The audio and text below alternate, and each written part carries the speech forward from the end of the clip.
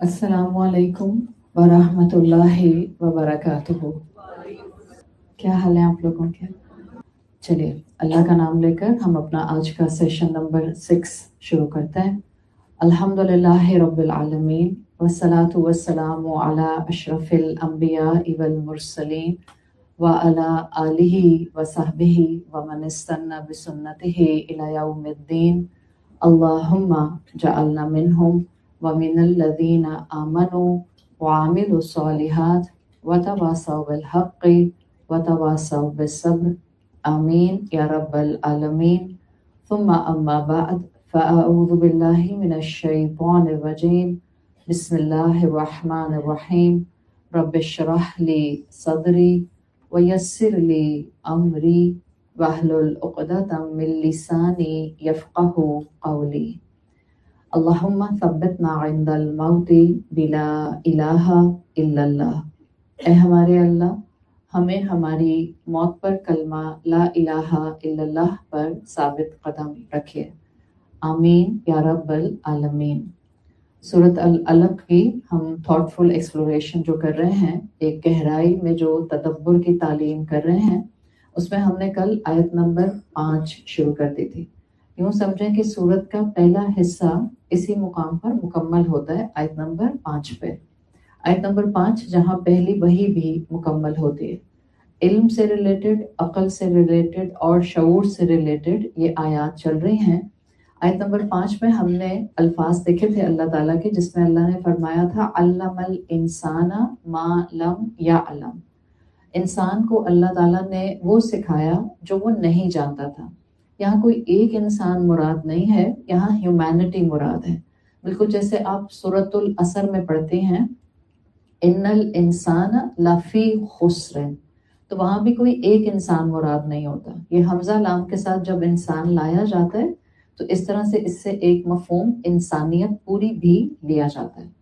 تو اللہ تعالیٰ نے ایک طرح سے انسانوں کو یہ بتا دیا کہ چاہے وحی کا علم ہو یا سیکولر نالج ہو، دنیاوی علوم ہو، اگر اللہ نہ چاہتا تو انسان کوئی علم حاصل نہ کر سکتا۔ اور یہ اللہ کا رحمت کا کرامت کا معاملہ ہے، اس کی شان کریمی ہے کہ اس نے انسان کو علم سکھایا۔ اسی ریفرنس میں نے آپ کو کل سورۃ النحل کی آیت نمبر 78 کا ریفرنس دیا تھا، جس میں اللہ تعالیٰ نے کہا تھا تمہیں تمہاری ماؤں کے وomb سے نکالا، لا تعلمون شیئا، تم کوئی چیز نہیں جانتے تھے۔ اور پھر آگے اللہ تعالیٰ فرماتے ہیں وَجَعَلَ لَكُمُ السَّمْعَ وَالْأَبْصَارَ وَالْأَفْئِدَةَ، پھر اللہ نے تم کو سماعت دی، بصارت دی، اور اللہ نے تم کو سمجھنے والے دل دیے، لَعَلَّكُمْ تَشْكُرُونَ، تاکہ تم اس کے شکر گزار بن جاؤ۔ یعنی انسان کے علم کا سفر، جیسا ہم نے کل تذکرہ کیا تھا، یہ شروع ہوتا ہے انسان کی پیدائش کے بعد۔ سب سے پہلے انسان کا جو جسمانی وجود ہے، جو اس دنیا میں آتا ہے، 5 سینسز سے انسان ایکسپیرینس کرنا شروع کرتا ہے اور اس کو مختلف چیزوں کا ایکسپوجر ملتا ہے۔ جب مختلف چیزوں کا ایکسپوجر ملتا ہے تو اس کو سمجھ، فہم، شعور ملنے لگ جاتا ہے۔ جیسے جیسے انسان کی جسمانی عقل بڑھے، اسی طرح سے ہونا یہ چاہیے سائملٹینیسلی کہ انسان پھر اپنے شعور کو بڑھاتا ہوا اپنی ذمہ داریوں کو محسوس کرنے لگ جائے۔ ظاہر ذمہ داریوں کو محسوس کرے گا تو آٹومیٹیکلی پھر ایک وقت آئے گا کہ وہ اپنی ذمہ داریوں سے آنے والے اعمال پر عمل کرنا شروع کر دے گا۔ یہ سب وہ علم ہے جس میں آپ صرف نالج نہیں گیدر کرتے۔ اللہ تعالیٰ نے جو انسانوں کو علم دیا، چاہے وہ علم دنیا کا ہے یا وہ علم دین کا ہے، دونوں کا مقصد ہے ایک بہتر انسان بننا۔ ہمیں لگتا ہے دنیا کے علم کا مطلب ہے اچھا علم حاصل کرنا تاکہ زیادہ ارننگ کرنا، تاکہ اچھا لائف سٹائل اڈاپٹ کرنا، تاکہ زیادہ لگژری والی زندگی گزارنا۔ علم کا مطلب یہ نہیں ہوتا ہے، یہ تو ایک سائڈ بینیفٹ ہے جو آپ کو مل جاتا ہے۔ علم کا مطلب ہوتا ہے کہ آپ کو ایک ایسی اویئرنیس آئے گی جس سے آپ ایک اچھے انسان بن جائیں گے۔ دنیاوی علوم بھی آپ اسی لیے حاصل کرتے ہیں۔ ہم نے ڈیفینیشنز بدل لی تو اس کا یہ ہرگز مطلب نہیں ہے کہ دنیاوی علوم اپنی ذات میں برے ہو گئے۔ دنیاوی علوم برے نہیں ہیں، ہم نے ان کے ساتھ جو سوچ اٹیچ کر لی ہے وہ پرابلمٹک ہے۔ تو اللہ کا دین، اللہ کی کتاب، اللہ کا کلام ہمارا پرسپیکٹو درست کر رہا ہے۔ علم حاصل کرو، چاہے وہ دین کا ہو یا دنیا کا ہو، شعور کے ساتھ حاصل کرو۔ دنیا کے علم کے ساتھ دین کا علم ٹیگ کر کے رکھو اور دین کے علم کے ساتھ دنیا کا علم ٹیگ کر کے رکھو. آج کل ہو یہ رہا ہے دونوں طرح کے علوم کے ساتھ، چاہے آپ سیکولر نالج لے لیں یا ڈیوائن نالج لے لیں. مسئلہ یہ ہو رہا ہے کہ ہم ان دونوں علوم کو صرف گیدر کرتے ہیں. ڈگری کے لیے ہم صرف اور صرف چند چیپٹرز کو جو ہے وہ سمجھ لیتے ہیں، یا ڈگری کے لیے ہم چند کانسیپٹ سمجھ جاتے ہیں تاکہ ہم پاس ہو جائیں. دین کے معاملے میں ہم انفارمیشن گیدر کرتے رہتے ہیں تاکہ ہمیں پتہ چل جائے اسلام اس کے بارے میں کیا کہتا ہے، اس کے بارے میں کیا کہتا ہے، اور اس کے بارے میں کیا کہتا ہے. اور جب اپنے عمل کی باری آتی ہے تب ہم تھکے ہوئے ہوتے ہیں، یا ہم بہت مصروف ہوتے ہیں، یا ہماری پرائرٹیز الگ ہوتی ہیں، یا ہماری سوچ کے اوپر دنیا کا قبضہ ہوتا ہے. ہم نے صرف انفارمیشن گیدر کرنا شروع کر دی. اس رمضان ہم اپنے ذہنوں کو ایک الگ شعور دیں اور ہم علم کو گیدر کرنے کی جگہ علم کو ایبزارب کرنا شروع کریں. میں نے کل آپ کو 3 پوائنٹس بتائے تھے. آج کے دور کا فتنہ، اس کا طریقہ کار کیا ہے علم کو ایبزارب کرنے کا. ایک، اسکرین ٹائم کم کریں، ڈسٹریکشن کم سے کم ہونی چاہیے. آپ کا ذہن، آپ کے کان، آپ کی آنکھیں الجھے نہیں بہت زیادہ، اس لیے کہ یہی وہ میڈیم ہے، آپ کی آنکھیں اور آپ کے کان، جن سے آپ اپنا انفارمیشن اپنے دل تک لے کر جاتے ہیں. These are the windows to your heart basically. آپ یہ جو دیکھتے ہیں وہ آپ کے دل پر اثر کرتا ہے، آپ جو سنتے ہیں وہ آپ کے دل پر اثر کرتا ہے. ایسے نہیں کہ ہم نے گزرتے گزرتے بس دیکھ لیا اور ہم کہیں کچھ نہیں ہوتا ہمیں، ہم تو ایسے ہی بیٹھے ہوئے دیکھ رہے تھے. بہت امپیکٹ ہوتا ہے آپ کے اندر تک. بہت سی چیزیں بڑے سٹل انداز میں اتار دی جاتی ہیں اور آپ کے مائنڈ سیٹ بنا دیے جاتے ہیں. تو اگر ہم چاہتے ہیں کہ آج کے دور میں نالج کو، علم کو بالکل شعور کے ساتھ حاصل کریں، جو ہماری شخصیت کا حصہ بنے، تو ڈسٹریکشن کم ہونی چاہیے. ایک، اسکرین ٹائم کم کریں، یا ڈسٹریکشن جہاں سے بھی آپ کو آتی ہے وہ دروازے بند کریں. دوسرا، میں نے بات کی تھی اپنے آپ کو بہت سی آوازوں سے محفوظ کر لیں. وہ آوازیں جو بے مقصد ہیں، بے مقصد آوازیں آپ نے خود تلاش کرنی ہیں. ظاہر ہے ہم میں سے ہر انسان کی زندگی، ہمارا لائف سٹائل، ہمارا اٹھنا بیٹھنا، ہمارا ملنا ملانا، ہماری ایکٹیویٹیز الگ الگ ہیں. آپ میں سے ہر ایک کو خود انفر کرنا ہے، اپنے بارے میں خود تلاش کرنا ہے، خود ڈھونڈنا ہے کہ میری کون سی زندگی کی ایسی آوازیں ہیں جو بے مقصد ہیں. اگر آپ کو کوئی ایسی آواز، بے مقصد آواز کے امبریلا میں، کل بھی میں نے آپ کو بتایا تھا، کوئی ایسی آواز نظر آتی ہے یا سنائی دیتی ہے جو آپ کے کسی اپنے کی ہے، کسی اپنے کو بے مقصد گفتگو کی عادت ہے، تو میں نے کل بھی اس کا پرنسپل اور پریکٹیکل ٹپ آپ کو بتا دی تھی. Rather than closing the door, simply اس کو کم کرنے کی کوشش کر لیں. اس لیے کہ بعض دفعہ ہم بہت اپنوں کو ان کی بے مقصد گفتگو پہ اگنور نہیں کر سکتے، اگنور بھی نہیں کر سکتے اور خاموش بھی نہیں کرا سکتے، اٹھ کر جا بھی نہیں سکتے. فرض کریں آپ کی امی کو عادت ہے بے مقصد گفتگو کی، اب نہ اف کر سکتے ہیں ان کے سامنے اور نہ بہت زیادہ ان سے جھگڑا کر سکتے ہیں. جب اف ہی نہیں کر سکتے تو جھگڑا بھی نہیں کر سکتے، تو اس کو منیمائز کرتے ہیں. پھر اس کے لیے مختلف طریقے آپ سیکھتے ہیں، کہ ٹاپک چینج کر دیتے ہیں، آپ ان کا ذہن کہیں اور لے جاتے ہیں، آپ ان کی کوئی تعریف ایسی کر دیتے ہیں کہ او آپ نے اس دن کپڑے بہت اچھے پہنے تھے، پتہ ہے کہاں سے لیے تھے. سو دیز آر دا ڈائیورژنس جس سے آپ بے مقصد گفتگو سے اپنے آپ کو خاص طور پر اور دوسرے کو کسی حد تک بچا سکتے ہیں. تیسری چیز میں نے آپ کو بتائی تھی، اگر آپ چاہتے ہیں آج کے دور میں علم شعور والا بنے، تو اس کے لیے آپ کو بتایا تھا کنٹینٹ اوور کنزمپشن سے بچیں. اس لیے کہ بہت زیادہ علم اپنے اوپر انڈیلتے رہنا ایجوکیشن کا پرنسپل ہے. یہ اب الگ بات ہے کہ ایجوکیشنسٹ بھول گئے ہیں اور وہ بچوں کو گدھا بنا کر لٹرلی انہوں نے رکھا ہوا ہے. ادروائز آپ ہمیشہ سے کتابیں پڑھیں اور کتابوں کے اندر ایجوکیشن فلسفی پڑھیں. ایجوکیشن فلسفی یہ ہوتی تھی کہ too much fast paced knowledge and too much content will always give shallow kind of retention.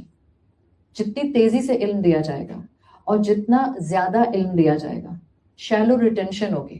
آپ کی نیورو پلاسٹیسٹی نہیں بڑھے گی، آپ کے ذہن میں بات نہیں بیٹھے گی. جیسے ہم نے کل بھی بات کی تھی، ہم سارا دن سنتے رہیں تو ریٹینشن پاور کم ہوگی. Less input, better retention. That's the principle of knowledge. یہی چیزیں ہیں. اب دیکھیں جو مائیں ہوم اسکولنگ کرا رہے ہیں ان کو اس کا فائدہ نظر آتا ہے. جب آپ ہوم اسکولنگ کراتے ہیں، آپ سب کچھ وہ نہیں پڑھا رہے جو اسکول پڑھا رہا ہے، آپ سلیکٹو اسٹڈیز کرا رہے ہیں. آپ اپنے بچے کے ذہن کے اعتبار سے اس کو سبجیکٹ سلیکٹ کرواتے ہیں اور آپ دیکھتی ہیں کہ آپ کا بچہ بہت اچھے طریقے سے، ہوم اسکولنگ کرنے والی مائیں دیکھ رہی ہیں کہ ان کے بچوں کی ریٹینشن پاور بھی بڑھ رہی ہے، ان کے بچوں کو زندگی کو انجوائے کرنے کا موقع بھی مل رہا ہے، اور ان کے بچوں کی زندگی میں اور بہت سی ایکٹیویٹیز بھی آ رہی ہیں، وہ رشتوں کو بھی انجوائے کر رہے ہیں.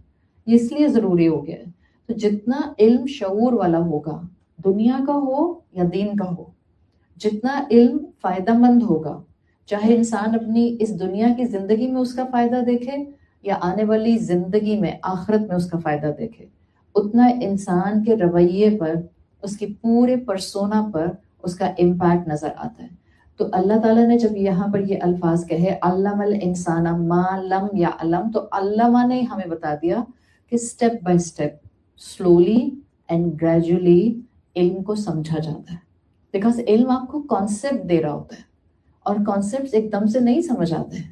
جب آپ پہلے دن آئی تھی تب آپ کو شاید بہت سی چیزیں سننے میں، ریٹین کرنے میں، کمپریہنشن میں ڈیفیکلٹ لگ رہی ہوں گی، بٹ اب آپ کو کلاس کے ایک جس کو آپ کہتی ہیں اسٹینڈرڈ کا آئیڈیا ہو گیا، آپ کو کلاس کے فلو کا اندازہ ہو گیا.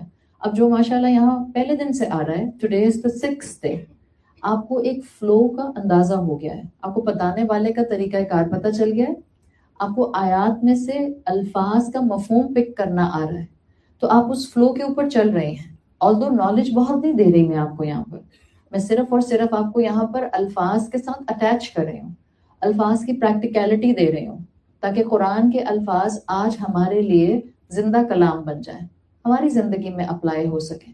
لیکن مجھے امید ہے کہ آپ کے کانسیپٹ کلیئر ہو رہے ہوں گے، آپ کو بہت سی چیزوں کا اندازہ ہو رہا ہوگا. تو اللہ تعالیٰ انسان کو دونوں اینگل سے سمجھا رہا ہے، ریویلڈ نالج ہو یا سیکولر نالج ہو، علم اللہ کی طرف سے ہی دیا جاتا ہے. اللہ نے گریجولی سکھایا، اللہ نے ایک ساتھ قرآن نازل نہیں کیا. اللہ تعالیٰ نے 23 سال کے عرصے میں تھوڑا تھوڑا رفتہ رفتہ اپنے کلام کو انسانیت کے لیے پریزنٹ کیا. تو یہ ہمارے لیے بھی بہت سبق ہے. آپ دیکھیں، جب تک دنیا میں کسی چیز کا پراپر علم نہ ہو، آپ پراپر پرفارمنس نہیں دے سکتے. مثال کے طور پر استاد پراپرلی پڑھا نہیں سکتا اگر اس نے اپنی تعلیم صحیح حاصل نہیں کی. ایسا ہی ہے، عبادت علم کے بغیر ناقص ہوتی ہے. دین کا فہم پراپر علم کے بغیر، یا دین کی انڈرسٹینڈنگ پراپر علم کے بغیر سپرفیشل ہوتی ہے، سطحی ہوتی ہے. آپ ایک بات سنتے ہیں اور آپ جذباتی ہو کر سب کو اسی طرح سے عمل کرانے کی کوشش کرتے ہیں. یہ ہے دین کی انڈرسٹینڈنگ بہت سپرفیشل، سطحی. جب آپ کو گرپ نہیں ہے دین کے اوپر، جب آپ یہ نہیں جانتے کہ اللہ تعالیٰ کے دین کے اندر یہ بھی آپشن نکلتا ہے اور یہ بھی آپشن نکلتا ہے، اور اسکالرز نے اس کی بھی اجازت دی ہے. جب سپرفیشل دین ہوتا ہے تو یاد رکھیں لوگوں کے دل سخت ہوتے ہیں. دین والے سخت اس لیے ہوتے ہیں کہ بہت کم علم پر اتراتے ہیں، بہت کم علم کو کافی سمجھتے ہیں، یا جتنا علم ان کو آتا ہے ان کو لگتا ہے بس یہی دین ہے. اور جب باقی لوگ ان کو اس سے بالکل الگ نظر آتے ہیں اور دو کلمہ گو ہوتے ہیں، تو پھر لوگوں کے اندر غصہ آتا ہے، ریزنٹمنٹ آتی ہے. پھر آپ دیکھتے ہیں لوگوں کے اخلاق بگڑنے لگ جاتے ہیں. پھر آپ دیکھتے ہیں کوئی انسان جس سے صبر نہیں ہو رہا ہے اور دین والا اس کو کہتا ہے کیسا ہی مان ہے تمہارا، صبر نہیں ہو رہا. ایک انسان سے آلریڈی صبر نہیں ہو رہا اور آپ اس کو ڈانٹنا شروع کر دیں، کیسا ہی مان ہے تمہارا، صبر نہیں ہو رہا. کیا ہوگا اس انسان کی حالت؟ وہ کہے گا میں دین والے کے پاس جا کے بیٹھوں گا ہی نہیں، میں جا کر کسی بھی عام انسان سے بات کر لوں گا، میں دین والے سے بات نہیں کروں گا. تو یہ مزاج، یہ انداز سکھایا جا رہا ہے کہ اس دنیا میں اللہ نے انسان کو بھیج کے بہت سارے راستے بنا دیے، اور انسان کو کہا کہ اب تم نے اپنے صحیح علم سے صحیح شعور لے کر صحیح راستہ صراط مستقیم کا ڈھونڈنا ہے. That's our job to do. راستے تو بہت سارے ہیں. اس مینیو پر آنے کے لیے کئی راستے ہوں گے آپ کے گھر سے، بٹ آپ کہتی ہیں ایک راستہ جس پہ کم سے کم ٹریفک ہوگی اور میں بغیر پرابلم کے اسموتھلی پہنچ جاؤں گی. آپ اس کو پک کرتے ہیں. وہ کیسے پتا چلے گا آپ کو کہ وہ کون سا راستہ ہے جو ٹریفک میں کم ہوگا اور اسموتھ ہوگا؟ علم سے پتا چلے گا، ایکسپیرینس سے پتا چلے گا، کوئی بتائے گا تو پتا چلے گا. بالکل اسی طرح سے اس دنیا میں اللہ تعالیٰ نے بہت سارے راستے بنا دیے ہیں بہت سے کام کرنے کے. پھر اللہ تعالیٰ نے انسان کو ایک شعور کے ساتھ بھیجا جو اپنی معرفت کا پائلٹ فلیم دے کر بھیجا. بٹ وہ معرفت کا پائلٹ فلیم ہر مرتبہ آپ کو ہر بات صحیح نہیں بتا سکتا. So you need to connect yourself with the divine knowledge. آپ نے اپنی اس معرفت کو اللہ کے کلام کے ساتھ اٹیچ کرنا ہوتا ہے. جب آپ اپنی معرفت، اپنی عقل، اپنا شعور اس ڈیوائن نالج کے ساتھ اٹیچ کر لیتے ہیں، یا دنیاوی علوم کے ساتھ بھی اس کو ٹیگ کر کے رکھتے ہیں، تب کیا ہوتا ہے؟ آپ کو علم کی روشنی ملتی ہے. علم کی روشنی میں صراط مستقیم نظر آتی ہے. اچھا، علم کی روشنی آ گئی، راستہ بھی ٹھیک نظر آ گیا، کیا کام مکمل یا ابھی کچھ اور بھی کرنا ہے؟ ابھی تو علم کی روشنی میں صراط مستقیم نظر آئی ہے، چلنا بھی تو ہے. تو چلتے کیسے ہیں؟ عمل سے چلتے ہیں. فرض کریں علم کی روشنی اٹھا لی جائے یا علم کی روشنی نہ ہو تو راستے تو موجود ہوتے ہیں، صراط مستقیم تو موجود ہوتی ہے، ہم اندھے ہو جاتے ہیں. قرآن یہی تو کہتا ہے، آیت کا مفہوم آتا ہے، آنکھیں اندھی نہیں ہوتی، دل اندھے ہو جاتے ہیں. سامنے راستہ موجود ہوتا ہے، سامنے صراط مستقیم ہوتی ہے، صحیح ڈیسیژن، صحیح رویہ، صحیح الفاظ ہم بول سکتے ہیں، ہم اڈاپٹ کر سکتے ہیں، لیکن کیونکہ صحیح گائیڈنس نہیں ہوتی، صحیح علم نہیں ہوتا، تو ہم ٹھوکر کھاتے ہیں. یہ چیز اگر سمجھ آ جائے تو مسلمان کبھی بھی دین اور دنیا کے علم کے بیلنس کے بغیر نہیں رہ سکتا. ہمیں اللہ کا دیا ہوا کلام چاہیے ہی چاہیے to know which one is صراط مستقیم. اور اس دنیا میں انسانوں کو اللہ نے کہا ہے، پہلی وحی سے کہا ہے، تمہیں دونوں چیزیں جاننی پڑیں گی. دنیا گزارنے کے لیے دنیا کے علوم، اور دنیا کے علوم کے ذریعے دنیا کو صحیح گزارنے کے لیے اللہ کا کلام. We have to acquire knowledge. اب ہوا کیا کہ زور دونوں پر ہے، دنیا کی نالج پر بھی اور دین کی نالج پر بھی. دنیا نے ہسٹری میں obsession لے لیا دنیاوی علوم پر. آپ ہسٹری اٹھا کر دیکھیں، ایک وقت آیا کہ دنیا obsessed تھی صرف دنیاوی نالج سے. یہ میں ہسٹری کی بات کروں. اگر میں آپ سے کہوں ڈو اے کمپیریٹیو انالیسس، میں ہسٹری میں آپ سے کہتی ہوں کہ ہسٹری میں ایک ٹائم تھا ریلیجیس نالج کو بیک برنر پر ڈالا گیا تھا اور دنیا کو اس سیکولر نالج سے زیادہ کنیکٹ کر کے رکھا گیا تھا. یہ تھا ہسٹری کا معاملہ. کیا آج ہم دوبارہ وہیں نہیں کھڑے؟ کیا آج بھی ہم زیادہ تر فوکس سیکولر نالج پر اور کم سے کم فوکس ریلیجیس نالج پر رکھے ہوئے نہیں ہیں؟ یہ والے لوگ نہیں دیکھیں. معاشرے میں گلوبل پرسپیکٹو میں اوور آل انسانوں کے ڈیموگرافکس نکالیں، ریلیجیس لوگ بہت کم ہیں. پاکستان میں اس کے سارے لوگ 5 وقت کی نماز پڑھتے ہیں. 97.5% پاپولیشن مسلم ہے. اگر آپ نمازوں کا اس وقت ایک گراف بنائیں گی تو 50% لوگ شاید نمازیں پڑھتے ہوں. آپ شروع کریں گراس روٹ لیول سے، لوور اسٹریٹا سے، اور چلے جائیں ایلیٹ اسٹریٹا تک، اور ہر اسٹریٹا کو آپ اسٹڈی کرنا شروع کریں layer by layer, 1 by 1. 50% hardly لوگ نماز پڑھتے ہیں، ہارڈلی 50%. ہم دوبارہ اس جگہ پر کھڑے ہیں جہاں پر ہمارے اوپر غلبہ ہے سیکولر نالج کا، اور ریلیجیس نالج بہت کم ہے. اور جو ہے وہ ایسی خوفناک ہے کہ بہت سو کو عمل پر دوڑا نہیں رہی. بس ہمیں شوق ہو گیا ہے اپنے پاس بہت سا علم گیدر کرنے کا. تاریخ میں یہ ہوا، اور تاریخ میں انٹینشنلی لوگوں کو علم سے دور رکھا گیا. کیوں لوگوں کو علم سے دور رکھا گیا؟ بیکاز ان کو اندازہ تھا کہ علم is power, knowledge is power. اور جب یہ پتہ چل جاتا ہے کہ نالج از پاور تو ایک خاص طبقے تک علم رہتا ہے، اس کے بعد اس علم کو بہت ریسٹرکٹڈ اور نیرو انداز میں رکھا جاتا ہے. ایک وقت دنیا نے دیکھا جو کہ ویسٹرن ورلڈ کا تھا. Western world actually took the different trajectory. انہوں نے دنیاوی علوم کو لوگوں کے اندر عام کرنا شروع کیا، ریلیجیس نالج کو ریسٹرکٹ کرنا شروع کر دیا. ہم سب جانتے ہیں ویسٹرن ورلڈ کے اندر، یورپ میں ایک وقت تھا جب جتنی ریلیجیس نالج تھی وہ بہت کم چرچز تک محدود تھی. کچھ پریسٹ ہوتے تھے جو اپنی ریلیجیس نالج کے اوپر کمانڈ رکھتے تھے اور بائبل کو پروپیگیٹ کر سکتے تھے یا بائبل کو پڑھ سکتے تھے. عام عوام نہیں کر سکتی تھی. یہ ہمیں لگتا ہے ہمارا ایک مائنڈ سیٹ ہے، اس لیے کہ ہم بہت چھوٹے سے ایک نیرو سے شیل میں رہتے ہیں اور ہم اس سے باہر دیکھنے کی، پڑھنے کی کوشش نہیں کرتے. بکس ریڈنگ ویسے ہی ہمارے ہاں آبسلیٹ ہو گیا ہے. کتابیں بھی ہم وہ پڑھنا چاہتے ہیں، ہمیں لگتا ہے ہم نے صرف وہ کتاب پڑھنی ہے یا تو جن کا تعلق ہمارے سبجیکٹ سے، اگر ہم کچھ پڑھ رہے ہیں، پروفیشن پرسو کر رہے ہیں، یا اگر کسی کو خاتون کو شوق ہے ناولس پڑھنے کا تو وہ صرف ناولس پڑھتی رہتی ہیں، اور ان کے دماغوں میں کسی نے یہ ڈال دیا کہ ناولس پڑھ کر بھی آپ بہت سیکھتے ہوں گے، میں منع نہیں کر رہی، آپ ہر کتاب سے سیکھتے ہیں، آپ کوئی ایسی کتاب نہیں ہے جس سے نہیں سیکھتے. غلط سے غلط لٹریچر بھی پڑھ لیں گے تو آپ کو یہ پتا چل جائے گا کہ استغفر اللہ دنیا میں کتنا فتنہ ہے. سیکھتا تو انسان ہر چیز سے ہی ہے، پر ڈپینڈ کرتا ہے. میری زندگی بڑی لمیٹڈ ہے، میں کون سا یہاں اسٹیمپ پیپر پر 200 سال کی عمر لے کر آئی ہوں. مجھے تو یہ بھی نہیں پتا کہ میں کل زندہ رہتی ہوں یا نہیں رہتی ہوں. مجھے پتا ہے میرے لمیٹڈ 24 آورز ہیں، مجھے پتا ہے میری لمیٹڈ انرجی ہے، اور مجھے یہ بھی معلوم ہے کہ میرے پاس بہت سارے کرنے کے کام ہیں. تو آپ کے پاس چوائسیز ہیں.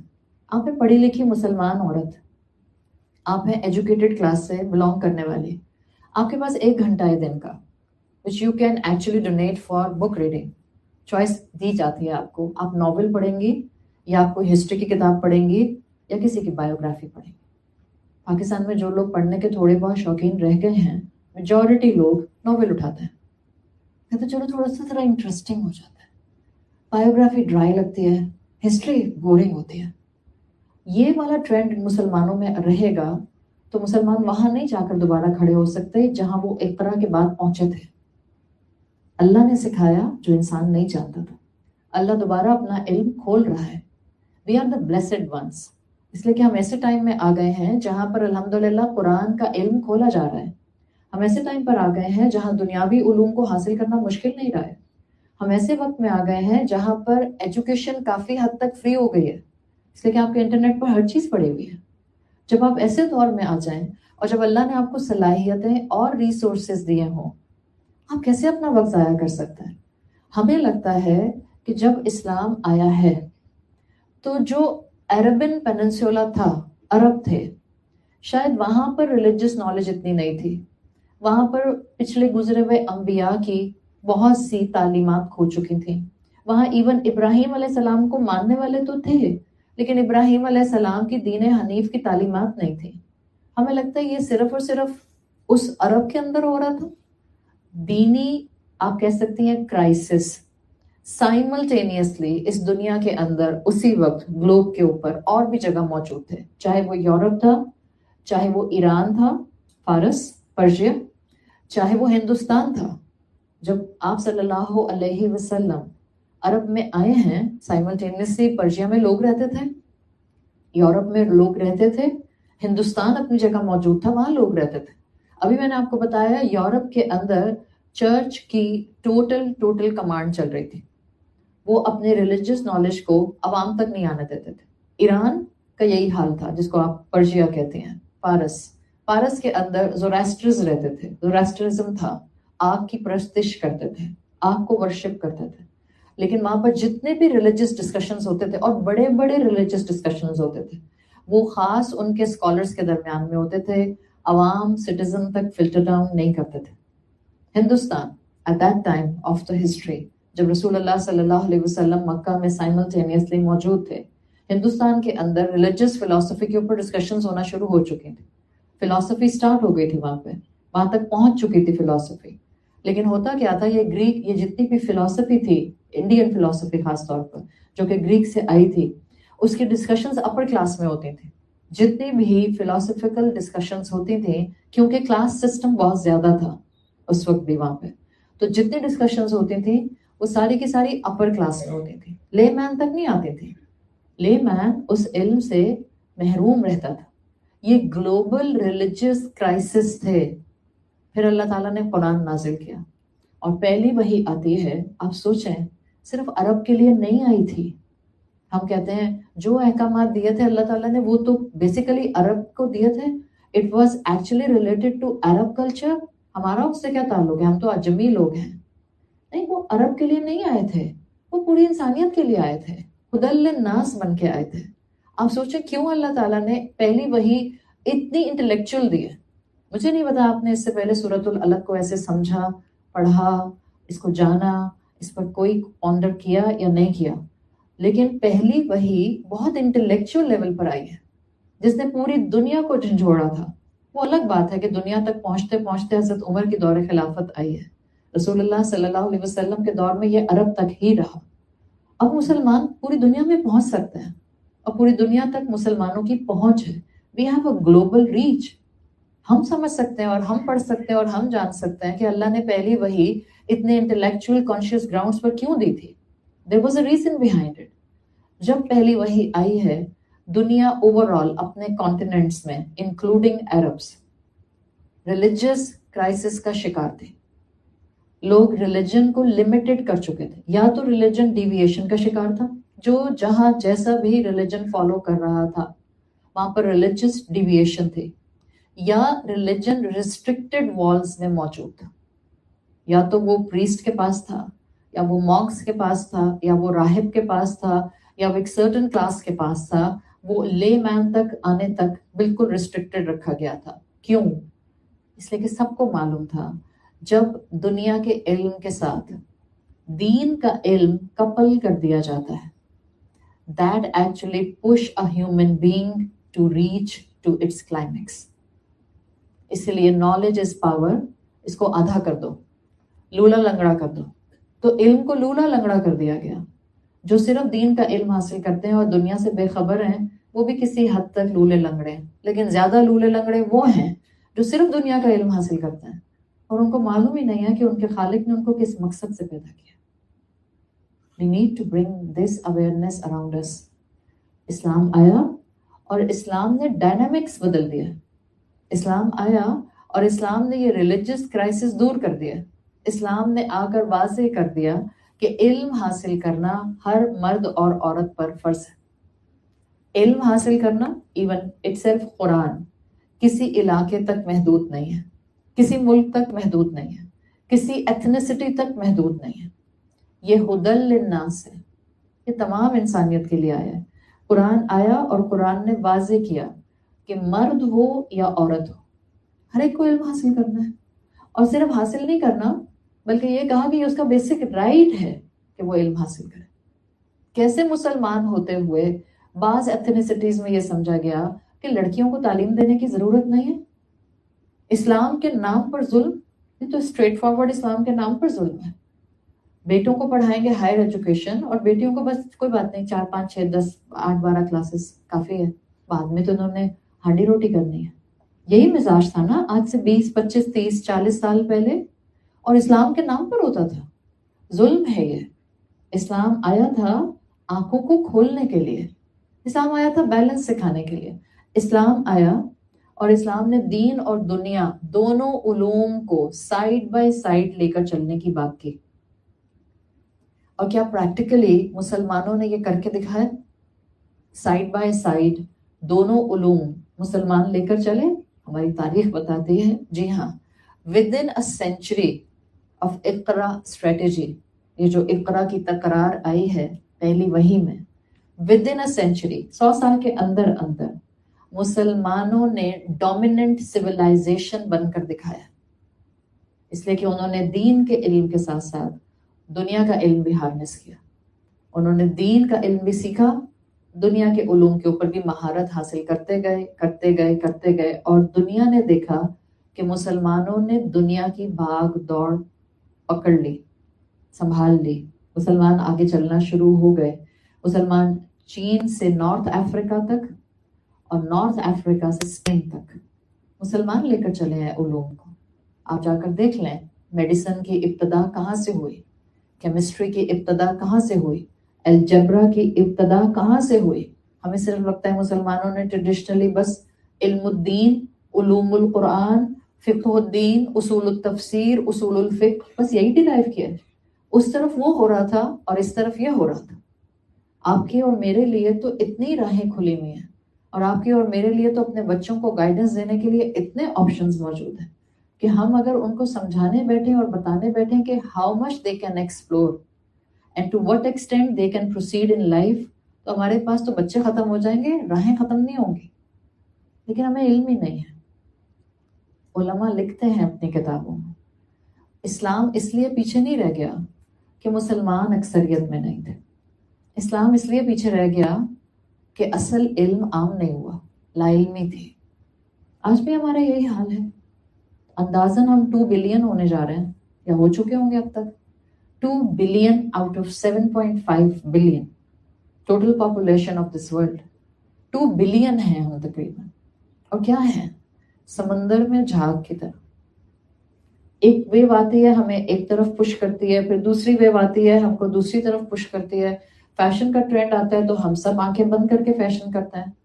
کوئی ایک سود کا ٹرینڈ آتا ہے تو سب آنکھیں بند کر کے سود لینے لگ جاتے ہیں. کوئی ایک ہائپ آتی ہے جس میں چاہے اللہ کی نافرمانی ہو بس سب کر رہے ہیں تو ہم بھی کر رہے ہیں. چاہے اس کے اندر آپ کسی بھی اینگل سے کسی سیلیبریشن کو دیکھ لیں یا کسی کسٹم کو دیکھ لیں. اس کے بعد ہم کہتے ہیں اچھا ہمارے اوپر تو کوئی مسئلہ نہیں ہے نا، ہم تو اصل میں اس کو اڈاپٹ کر سکتے ہیں. بٹ ہمارے اڈاپٹ کرنے سے اگر 10 کا نقصان ہو رہا ہے تو ہم اپنی ذمہ داری کہاں محسوس کریں؟ اٹ مینس شعور نہیں ہے. We just have information in our heads. وہ انفارمیشن شعور میں کنورٹ نہیں ہو رہی ہے. مسلمان آئے اور مسلمانوں کا رائز انسانیت نے دیکھا. اسیسنس اور بیزنٹائن امپائرس عرب کے دونوں نیبرز تھے. انہوں نے کبھی سوچا بھی نہیں اور انہوں نے کبھی پرواہ بھی نہیں کی کہ عرب کو کانکر کریں.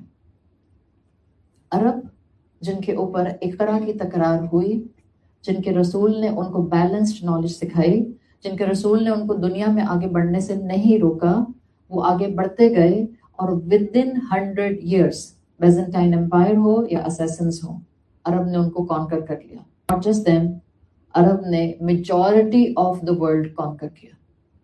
کیسے؟ وہ جو اتنے بیکورڈ تھے، وہ جن کے پاس کوئی سینیٹیشن کا پراپر نظام نہیں تھا، وہ جہاں کوئی مونیومنٹس نہیں تھے، وہ جہاں کوئی بلڈنگز نہیں تھیں، وہ اتنے بڑے بڑے ہیوج ورلڈ پاور کو ہارنس کرنے والے اور کانکر کرنے والے بن گئے. کیسے؟ By adapting the balance strategy of Iqra. That's the only thing. علم طاقت ہوتا ہے، علم پاور ہوتا ہے. ہم کیا کریں؟ ہم ایسی دنیا میں رہتے ہیں جہاں دنیا ہمیں سکھاتی ہے مال پاور ہوتا ہے. منی از پاور. منی سے، مال سے آپ خوشیاں خرید سکتے ہیں. آپ مال سے خوشی خریدتے ہیں بٹ بہت وقتی، بہت وقتی. میں اپنی جان بچا سکتی ہوں اگر میرے پاس بہت سارا مال ہو. آپ کے پاس اربوں ہوں لیکن آپ کو کوئی بیماری لگ جائے اور اس کے بعد ڈاکٹر آپ سے کہے you just have 6 months. What you gonna do؟ آپ پوری دولت لٹا دیتے ہیں اپنی، کس طرح سے آپ کو زندگی اور صحت مل جائے. بٹ اگر نہیں ملنی تو نہیں ملتی. ایک اقرا کی اسٹریٹجی، اسلام کا concept, the balance attitude in life, مسلمانوں کی زندگی کو، مسلمانوں کی تاریخ کو سنوار گیا. آج اس انکلینیشن، اس مذہبی رجحان کی ضرورت ہے. یہ مذہبی رجحان ہے. I am addressing the both sides of the society. وہ لوگ جو ریلیجیسلی اپنی زندگی میں الحمدللہ آگے بڑھ رہے ہیں، اور وہ لوگ جو سیکولر ہیں.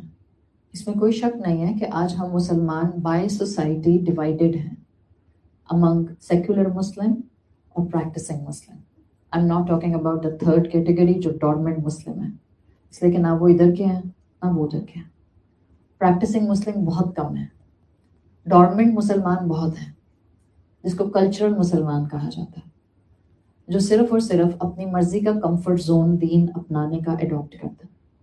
پریکٹسنگ مسلمان وہ ہیں جنہوں نے اپنی زندگیاں ٹرانسفارم کر لی ہیں، جنہوں نے اپنی روٹینز بدل لی ہیں، جنہوں نے اپنی صحبتیں کمپنیز بدل لی ہیں، جنہوں نے اپنے فرینڈز بدل لیے ہیں، جنہوں نے اپنا اٹھنا بیٹھنا اللہ کی خاطر بالکل چینج کر دیا ہے. These are the practicing ones. ان کے پیرالل کھڑے ہیں سیکولر مسلم. میں کبھی بھی سیکولر مسلم یا سیکولر مائنڈ کو بیش نہیں کرتی ہوں، اس لیے کہ ہم بھی کسی نہ کسی عمر کے دور میں اور زندگی کے دور میں اسی جگہ کھڑے تھے. کسی اللہ کے بندے کی آواز ہمارے کانوں تک بھی آئی، کسی اللہ کے بندے نے بہت محبت سے اللہ کے کلام کو ہمارے سامنے پریزنٹ کیا تو ہمارے دل کھل گئے، اور اللہ نے ہمیں تھوڑا تھوڑا ہی صحیح، چھوٹا چھوٹا قدم اٹھانا ہی صحیح، اٹھانے کی توفیق اپنی رحمت سے دے دی. یہ جتنی کلاس ہے جس کو آپ کہتے ہیں انٹلیکچوئل کلاس، اس کو بہت محبت سے دین کی طرف لانے کی ضرورت ہے. یہ مسلمان ہیں. دیکھیں جو انسان ابھی تو میں مذہب کی بات ہی نہیں کر رہی، جو انسان اپنی فطرت پر قائم ہے، فرض کریں ہائپوتھسس، ایک انسان اپنی فطرت پر قائم ہے، غلط کو غلط کہتا ہے اور صحیح کو صحیح کہتا ہے، اس کے اوپر دنیا کا غلط انفلوئنس نہیں آیا. جب یہ اپنی فطرت پر قائم ہے اور اپنی زندگی میں کسی کو نقصان نہیں پہنچاتا، کسی کا برا نہیں چاہتا، کیا یہ انسان اصل میں دین کے ایسنس پر ہے چاہے انجان ہے؟ یہ دین کے ایسنس پر ہے چاہے انجان ہے. رسول اللہ صلی اللہ علیہ وسلم کے پروفٹ ہوڈ سے پہلے کئی ایسے لوگ مکہ میں موجود تھے جو پیگن نہیں تھے، مشرک نہیں تھے. انٹینشنلی انہوں نے شرک چھوڑ دیا تھا، بٹ ان کو کعبے کے غلاف سے پکڑ پکڑ کے کپڑے کو دعائیں مانگا کرتے تھے، اللہ ہمیں نہیں پتا دین ابراہیم کیا ہے، اس لیے کہ وہ فزل آؤٹ کر گیا تھا، ڈیویشن پر چل گیا تھا معاشرہ، تعلیمات محفوظ نہیں تھیں. تو کعبے کے غلاف کو پکڑ پکڑ کے دعائیں مانگا کرتے تھے کہ اللہ ہم نہیں جانتے دین ابراہیمی کیا ہے، ہماری گائیڈنس کر دے. وہ عین فطرت پر تھے، دین کے ایسنس پر تھے. آج بھی میجورٹی لوگ الحمدللہ ہمارے آس پاس دین کے ایسنس پر ہے. آئی ول سجیسٹ جو دینی طبقہ ہے وہ دنیاوی علوم کی سائڈ سے اندھا گونگا بہرا نہ رہے، اور جو سیکولر طبقہ ہے وہ دینی علوم کی سائڈ سے اپنے آپ کو محروم نہ کرے. مسلمان اپنے آپ کو لمٹ تھوڑی کرتا ہے، مسلمان تو ہر اچھی اپرچونٹی کو گریب کرتا ہے. ہاں صرف اس کو اپنے اللہ کے ساتھ اٹیچ رہ کر رہنا ہوتا ہے. جب بھی ہم نے شروع میں ہی دیکھ لیا تھا، پہلی وحی کی پہلی آیت سے پڑھنا ہے، جاننا ہے، اپرچونٹیز کو گریب کرنا ہے. کیسے؟ بسم ربک. جب بسم ربک ہوگا تو غلط چیزوں کو تھوڑی گریب کریں گے. خدا نخواستہ یہ تھوڑی ہوگا بسم ربک پڑھ کے جو ہے انسان اڈلٹری میں لگا ہوا ہے. اتنی تو غیرت ہم میں سے سب میں ہے، اس وقت ہم اللہ کا نام نہیں لیتے. بعد میں چاہے شرم آئے، بعد میں شاید اللہ کا نام زبان سے نکل جائے، اس لمحے اللہ کا نام کوئی منہ سے نہیں نکالتا. اتنا ایسنس، اتنی حیا، اتنی لائلٹی، اتنی حمیت ہم سب میں ہے. جب ہے تو صرف اور صرف ایک ہلکے سے پش کی ضرورت ہے، ایک ایسے ہاتھ کی ضرورت ہے جو بہت محبت سے تھام کر آگے لے کر چل پڑے. ہم سب کے بچے اسی سٹیج پر ہیں. ہمیں لگتا ہے سیکولر مائنڈ کے ہو گئے، ہم نے بچپن میں نمازیں سکھائی تھیں، بڑے ہوئے تو نمازیں پڑھنا چھوڑ دیں، اپنی منمانی کرتے ہیں، بات نہیں سنتے ہیں، کہو بھی تو چیخو پکار کرتے ہیں. رمضان میں بھی اپنی مرضی سے قرآن کھولتے ہیں، نہیں دل کرتا تو نہیں کھولتے، کوئی بات نہیں. You have to adapt the same strategy. جو اسٹریٹجی میں معاشرے میں سیکولر مائنڈ پر پیسٹ کرنے کی کہہ رہی ہوں، apply and paste on your children. ڈانٹ ٹپٹ کر کے غصے سے آپ ان کو اللہ کی محبت کی طرف نہیں لا سکتے. اڈاپٹ دا سیم اسٹریٹجی، محبت کے ساتھ، حکمت کے ساتھ، خود رول ماڈل بن کے، دعائیں مانگ مانگ کے. ابھی تو آج کل الحمدللہ سب لوگ تہجد پڑھ رہے ہیں. ہم باتیں کر رہے تھے کہ جب بیلنس کے ساتھ معاشرے میں ہر طرح کے طبقے میں دین کا علم اور دنیا کا علم بیلنس طریقے سے چلتا ہے، تو ہر انسان اپنی اپنی فیلڈ میں اپنے اپنے طور پر اللہ کا بندہ بن کے رہتا ہے. اور یہ ریکوائرڈ ہے. صرف ہمیں یہ لگے کہ ہم دین کی خدمت کرنا چاہتے ہیں تو ہم مائک پکڑ کر دین کی خدمت کریں گے. دین کی خدمت سڑک پر کھڑا ہوا ٹریفک کانسٹیبل بھی کر سکتا ہے اور کر رہا ہے. میں نے آپ کو رسول اللہ صلی اللہ علیہ وسلم کی حدیث کا مفہوم پچھلی کلاسز میں سنایا تھا، جہاں اللہ کے رسول صلی اللہ علیہ وسلم نے پرسپیکٹو درست کیا تھا صحابہ کرام کا، جنہوں نے کہا تھا کہ ایک شخص کیا اچھا ہوتا کہ اگر یہ اپنے ریسورسز کو دین کے لیے استعمال کرتا. تو آپ نے کہا تھا اگر یہ اپنے گھر والوں کے لائیولی ہوڈ کے لیے گھر سے نکلا ہے تو یہ اس وقت حالت عبادت میں ہے. انسانیت کی خدمت ہر پلیٹ فارم سے ہو سکتی ہے. صرف یہاں بیٹھ کر انسانیت کی خدمت نہیں ہو رہی. سڑک پر کھڑے ہو کر، سڑک پر جھاڑو لگا کر، سڑک کی لائٹس ٹھیک کر کر، ایڈمنسٹریٹولی کسی معاشرے کو چلا کر، کسی ملک کو ایز اے اسٹیٹ آنر چلا کر، ہر طرح سے ایک اللہ کے بندوں کی خدمت اور دین کی خدمت ہو سکتی ہے. ہر طرح سے عبادت ہو سکتی ہے. صرف اور صرف مائنڈ سیٹ کیا ڈیولپ کرنا ہے. آپ جہاں بھی ہوں، الحمدللہ آپ مسلمان ہیں، آپ اللہ کے بتائے ہوئے توحید کے سیٹ اپ پر ہوں. آپ کو اللہ کی طرف سے جو فرائض دیے گئے ہیں آپ ان کو نبھانے کی پوزیشن میں ہوں. جو اللہ کے حقوق آتے ہیں یعنی اس کی عبادات، آپ ان کو بہترین طریقے سے نبھائیں. اور اس کے بعد جتنا آپ لوگوں کے ساتھ انٹریکشن پر آئیں خدمت کے طور پر، پھر لوگوں کے ساتھ آپ کا رویہ، چاہے آپ ڈاکٹر، انجینئر یا سول انجینئر یا بینکر یا انڈسٹریلسٹ ہیں، پھر لوگوں کے ساتھ آپ کا رویہ جذباتی نہیں ہوتا ہے، میچور ہوتا ہے. اس سے کہ آپ کو پتا ہوتا ہے میں جو بھی گھر سے صبح سے نکل رہا ہوں یا نکل رہی ہوں، میں عبادت کے پوائنٹ آف ویو سے نکل رہی ہوں. یہ تھے مسلمانوں کے مائنڈ سیٹ، اور انہوں نے اپنی اپنی سیٹس سنبھالی، انہوں نے اپنی اپنی جورسڈکشن سنبھالی. جب بھی 100 سال کے اندر اندر مسلمانوں نے دنیا کا میجر حصہ کانکر کر لیا، لمیٹڈ نہیں رہے ایک چنک آف دا سوسائٹی کے طور پر. We need to do this. ہم جہاں بھی ہوں ہم اللہ کا ریپرزینٹیٹو ہوں، ہم جہاں بھی ہوں ہم اسلام کا خلیفہ ہوں، ہم جہاں بھی ہوں ہم اس دین کو تھامنے والے ہوں. ہم کبھی بھی کسی بھی فیلڈ میں انڈر کانفیڈنٹ نہ ہو جائیں. 4 بے عمل مسلمان ہمارے سامنے آئے تو ہمیں اپنا تقویٰ بالکل ہی سلپ کرتا ہوا نظر نہ آئے. We need this level of confidence with these 2 علوم، جس کے ذریعے اللہ تعالیٰ نے یہاں پر ہمیں اقرا کی تکرار دی ہے. 2 مرتبہ اقرا آیا، صرف پڑھنا نہیں ہے. Attain certain level of consciousness. میں مسلمان ہوں، میں سب کی طرح نہیں ہو سکتے. ایک بات انڈرسٹوڈ ہے، دنیا آپ کو اپنے ڈپریشن کو دور کرنے کے طریقے بتائے گی اور دنیا اپنی طرح سے بتائے گی. پر میں مسلمان ہوں، اگر مجھے ڈپریشن ہوگا تو میرا ڈپریشن کا علاج کرنے کا طریقہ یونیک ہوگا. ہاں جو دنیا کا ہوگا جب ضرورت پڑے گی تو اس کو بھی اڈاپٹ کریں گے.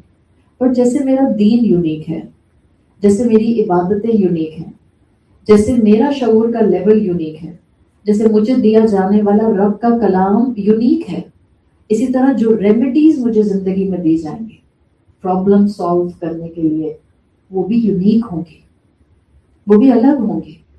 ہم آنکھیں بند کر کے دنیا کے پیچھے نہیں چل سکتے because we are not in a rat race and we don't want to be in a rat race. اپنی یونیکنیس کو پہچاننے والا باشعور مسلمان ہوتا ہے، جو کسی کو دیکھ کر انڈر کانفیڈنٹ نہیں ہو جاتا، جو دنیا کو ایک طرف دیکھ کے اور خود کو تنہا دیکھ کر خود کو کبھی تنہا نہیں سمجھتا، اس لیے کہ اس کو پتا ہوتا ہے اس کے ساتھ اللہ کی معیت ہے. اس کو معلوم ہوتا ہے وہ اللہ کی صحبت میں ہوتا ہے، اس کو معلوم ہوتا ہے اس کا اللہ اس کو اکیلا نہیں چھوڑتا. جس کے ساتھ اللہ ہو اس کے لیے اندھیری غار بھی برائٹسٹ پلیس بن جاتے ہیں. جس کے ساتھ اللہ ہو اس کے لیے تو جیل خانہ بھی انسٹیٹیوشن بن جاتا ہے. سوچ کی بات ہے، اللہ کے ساتھ اپنے آپ کو جوڑنے کی بات ہے. تو یہ انداز یہاں پر بتایا گیا کہ تاکہ ہمارے اندر یہ بیلنس آف نالج آنا شروع ہو جائے. یہ بیلنس آف نالج تھا، یہ شعور کی لیئرز تھے جو رسول اللہ صلی اللہ علیہ وسلم کی پرسنالٹی میں بھی ریفلیکٹ کرتے تھے. آیت number 5 is not just for the ummati, it's for the رسول اللہ صلی اللہ علیہ وسلم also. آپ صلی اللہ علیہ وسلم کے شعور کے لیول بہت ہائی تھے ایون بیفور یور پرافٹہڈ. اگر آپ واپس جائیں تھوڑا سا جہاں سے ہم نے سورت کو شروع کیا تھا، آپ صلی اللہ علیہ وسلم کے لیے ہم نے کہا تھا کہ یہ وحی جو پہلی وحی تھی، پہلی 5 آیات، یہ غار حرا میں آئی تھی. اور ہم نے یہ جانا تھا کہ غار حرا میں آپ کیوں جاتے تھے. ایک بالکل بیسک ریزن ہے جو آپ کو میجورٹی تفاسیر میں ملتی ہے. ایک بیسک ریزن یہ کہ آپ غار حرا میں جایا کرتے تھے اپنی زندگی کے مقصد کی تلاش. زندگی کیا ہے، یہ کیسے شروع ہوتی ہے، یہ ایک وقت میں ختم ہو جاتی ہے، تو اس میں کیا کیا ہمیں کرنا ہوتا ہے، اس کے لیے کیا اللہ تعالیٰ نے پیرامیٹرز بنائے ہیں، کیوں پیدا کرتا ہے اللہ، مختلف لوگ کیوں ہوتے ہیں. سو ایک نمبر 1 ریزننگ رسول اللہ صلی اللہ علیہ وسلم اس چیز کا شعور حاصل کرنے کے لیے کہ زندگی کا مقصد کیا ہے اور خالق سے میرا کیا تعلق ہے، اس پر غور و فکر کرنے کے لیے غار حرا جایا کرتے تھے. پھر بعض اسکالرز لکھتے ہیں a second layer of شعور. وہ کہتے ہیں رسول اللہ صلی اللہ علیہ وسلم ایک پیگن کلچر میں رہتے تھے، بائی نیچر اپنی فطرت پر قائم تھے، یعنی صحیح کو صحیح اور غلط کو غلط کہتے تھے. آپ نے کبھی کسی بت کے سامنے ہاتھ نہیں جوڑے، عورتوں کے کعبہ میں 360 بت رکھے ہوئے تھے. آپ صلی اللہ علیہ وسلم اوریجنلی اپنی عقل سلیم اور اپنی دین فطرت پر موجود تھے. جب آپ ایک ایسے ماحول میں ہوتے ہیں جہاں ہر طرف جھوٹ ہے، ناانصافی ہے، دھوکہ ہے، ظلم ہے، جہاں ہر طرف ایک سے ایک فحش کام ہو رہا ہے، اس معاشرے کے اندر، اس محفل کے اندر آپ کتنی دیر اپنی سیرینٹی اور اپنی رائچیسنس برقرار رکھ سکتے ہیں؟ آسان ہے؟ آپ برے دوستوں میں رہیں، آپ بری بن جائیں گے، بیکاز آپ ان کا رنگ لینا شروع کر دیتے ہیں، آپ ان کی ایکٹیویٹیز لینا شروع کر دیتے ہیں۔ رسول اللہ صلی اللہ علیہ وسلم کی حدیث کا مفہوم آتا ہے انسان اپنے دوست کے دین پر ہوتا ہے۔ اپنے دوستوں کو دیکھیں، کیا دین ہے ان کا؟ کیا خدا خوفی ہے؟ کیا دین کا ایسنس سمجھتے ہیں؟ کیا وہی کام کرتے ہیں جو شریعت حکم دیتی ہے؟ کیا اپنی مرضی سے اپنے آئیڈیاز پر زندگی گزارتے ہیں؟ جیسے چاہو جیو کے سلوگن پر عمل تو نہیں کرتے؟ دس از دا فلٹر ٹیسٹ۔ آپ اللہ کی بندی بننا چاہ رہی ہیں، آپ اپنے رشتے داروں پر فلٹر ٹیسٹ نہیں لگا سکتی اتنی آسانی سے، بس وہاں تو ہم کہیں لیگل ٹائز میں بندھے ہوئے ہیں اور کہیں ہم بلڈ ٹائز میں بندھے ہوئے ہیں، تو اتنی آسانی سے ہم رشتے نہیں توڑ سکتے وہاں پہ۔ پر اگر میں اللہ کی بندی بننا چاہ رہی ہوں تو جو سب سے پہلا فلٹر میں لگاؤں گی اپنی سراؤنڈنگ اور اپنی سوشل لائف میں، وہ میں یہ دیکھوں گی کہ میرے آس پاس میرے دوست کون ہیں۔ وہ ہیں جن کی زندگی میں اللہ کا خوف ہے، تو الحمدللہ ٹھیک ہے، پریکٹسنگ کم ہوں گے، ٹھیک ہے، کوئی بات نہیں، ابھی اسٹرگل کر رہے ہیں، ٹھیک ہے، ابھی اللہ کے راستے میں آگے بڑھنے کے لیے ڈیلی ڈیلی پر ہے، ڈیلیئنگ ٹیکٹکس پر، کوئی بات نہیں۔ بٹ یہ ضرور دیکھ لیں کہ آپ کے آس پاس آپ کا سوشل سرکل اور آپ کے دوست کہیں ایسے مقام پر تو نہیں ہے جس میں ان کی لائف کا سلوگن نظر آتا ہے جیسے چاہو Jio. If you have such friends, then it's an alarming situation۔ آپ کا بزر بچ جانا چاہیے اور آپ کو الرٹ پر چلے جانا چاہیے۔ It's an emergency state. اب یا تو ان کو بھی اللہ کا بندی اور بندہ بنائیں، اگر آپ بیٹوں والی ہیں تو اپنے بیٹوں کو بتائیں، بیٹی والی ہیں تو بیٹیوں کو بتائیں۔ اگر ایسی دوست ہیں جن کو دیکھ کر لگتا ہے ان کی زندگی کا مقصد ہے میں جیسے چاہوں جیوں، it's my life, nobody can dictate me, then it's an alarming situation۔ اس لیے کہ یا تو آپ ان کے ساتھ رہیں گی جب وہ اپنے اندر ٹرانسفارمیشن چینج لانا شروع کر دیں گی، یا پھر آپ ان کو گریجولی چھوڑیں گے، بیکاز آپ اپنے دین کو اسٹیک پر نہیں لے جا سکتے، آپ اپنے اللہ سے اپنا تعلق نہیں توڑ سکتے، ہم رشتوں کو ختم نہیں کر سکتے اتنی آسانی سے۔ پھر دوستیاں محبتوں کے ساتھ، رسپیکٹ کے ساتھ ڈٹیچمنٹس اڈاپٹ کی جا سکتے ہیں، یا کوئی گناہ نہیں ہوتا ہے، بیکاز آپ کا موٹیو کیا تھا؟ آپ چاہتی تھی کہ یہ اللہ کا بندہ بن جائے اور بن جائے اللہ کی بندی، نہیں بنی، چھوڑ دیں۔ آپ اس کے لیے اپنی آخرت تباہ نہیں کر سکتے، آپ اس کی دنیا بناتے بناتے اپنی دنیا اور آخرت کو اسٹیک پر نہیں لگا سکتے۔ That's the reason۔ رسول اللہ صلی اللہ علیہ وسلم ایک پیگن کلچر میں رہتے تھے جہاں ہر طرف فحاشی تھی، جہاں ہر طرف برائیاں تھیں، جہاں ہر طرف اپریشن تھا۔ تو اس کو نیوٹرلائز کرنے کے لیے، اس امپیکٹ کو نیوٹرلائز کرنے کے لیے، ظاہری بات ہے آپ بدتمیزی سے ہر ایک سے بات نہیں کرتے ہیں، you are very polite person, پھر آپ کے آس پاس سب لوگ چیختے رہتے ہیں، ایک دوسرے سے لڑتے رہتے ہیں، آپ نہیں لڑتی ہیں بٹ آپ کے آس پاس لوگ شاؤٹ کرتے ہیں، اختلافات پر لڑتے ہیں، آپ کے بھی سر میں درد شروع ہو جائے، ہوگا یا نہیں ہوگا؟ آپ کہیں گے I need my peace of mind, مجھے کہیں جانا ہے، پھر آپ باہر نکل جاتا ہے سکون حاصل کرنے کے لیے، آپ کہتے ہیں مجھے تھوڑا سا اپنے ذہن کو سکون دینا ہے۔ That was the same thing for رسول اللہ صلی اللہ علیہ وسلم۔ آپ صلی اللہ علیہ وسلم تھک جایا کرتے تھے اس کلچر کے ظلم کو دیکھ دیکھ کر، تو اپنے ذہن کو سکون دینے کے لیے آپ چند راتیں ہیرا میں گزارتے تھے۔ یہ جسٹیفیکیشنز بھی بعض اسکالرس نے آپ صلی اللہ علیہ وسلم کی فطرت، شخصیت اور ماحول کو دیکھ کر دی۔ پھر ایک تیسری ریزن اسکالرس دیتے ہیں جو کہ آپ کی شخصیت سے عین مطابقت رکھتی ہے، کمپلیٹلی ٹیلی کرتی ہے۔ دیکھیں آپ صلی اللہ علیہ وسلم کی شخصیت اپنے پروفٹ ہوڈ سے پہلے ایک ہیومینیٹیرین کی تھی، سوشل رائٹ ایکٹیوسٹ تھے، ہیومن رائٹ ایکٹیوسٹ تھے۔ آپ جانتے ہیں کہ آپ نے مکہ کی کمیونٹی جوائن کی ہوئی تھی، ہیومن رائٹ آرگنائزیشن حلف الفضول، آپ اس کا حصہ تھے، اور آپ صلی اللہ علیہ وسلم اپنے معاشرے کے غربا، غلام، مساکین، ان کی کانسٹنٹلی مدد کرتے تھے۔ یاد کر لیں وہ والی روایت جس میں ہم نے ذکر کیا تھا جب آپ صلی اللہ علیہ وسلم نے سب خدیجہ کو بتایا تھا کہ مجھے کچھ ہو گیا ہے، شاید مجھے کوئی جنون آ گیا یا کوئی شیطان یا کوئی جن نے مجھ پر حملہ کر دیا ہے، تو خدیجہ نے کیا فرمایا تھا کہ اللہ آپ کو ہرگز رسوا نہیں کرے گا، اور پھر انہوں نے ریزنس دیے تھے۔ آپ معاشرے کے پسے ہوئے طبقے کا خیال رکھتے ہیں، آپ لوگوں کا خیال کرتے ہیں، آپ غریبوں کے کام آتے ہیں، تو اللہ آپ کو رسوا نہیں کرے گا. تو اسکالرز کہتے ہیں being the third reason to go in Hira، ایک تو یہ تھا کہ اپنی زندگی کا مقصد تلاش کرنا، پھر ایک یہ تھا کہ اپنی زندگی کو واش آؤٹ کرنا ان سارے نیگیٹو امپیکٹ سے جو غلط سوسائٹی میں رہنے کی وجہ سے آ رہا تھا. اور تیسرا یہ تھا کہ کیونکہ آپ ایک ہیومینیٹیرین مائنڈ رکھنے والے تھے، ہیومینیٹیرین ہارٹ رکھنے والے تھے، تو آپ پریشان رہتے تھے کہ میں معاشرے میں جتنے بھی لوگوں کی مدد کرتا ہوں اتنے لوگ غربا بڑھ جاتے ہیں. آپ میں سے جتنے بھی لوگ آج بھی چیریٹی آرگنائزیشنز کے ساتھ کام کرتے ہیں یا آپ اپنی چیریٹی کے کام کرتے ہیں، تو آپ آج بھی دنیا میں یہی دیکھتے ہیں. آپ ایک سال میں جتنے لوگوں کو چیریٹی کر کے ان کو اپلفٹ کرنے کی کوشش کرتے ہیں، اگلے سال میں وہ دگنے ہو جاتے ہیں. اگر آپ کا ڈونیشن 5% بڑھتا ہے تو قریب 200% بڑھ جاتا ہے. جتنے لوگ آپ نے اپنی لسٹ میں رکھے ہوتے ہیں کہ آپ نے ایک سال میں ان کی مدد کرنی ہے، اگلے سال وہ ڈبل ہو جاتے ہیں. اور یہی حال مکہ کے معاشرے میں تھا.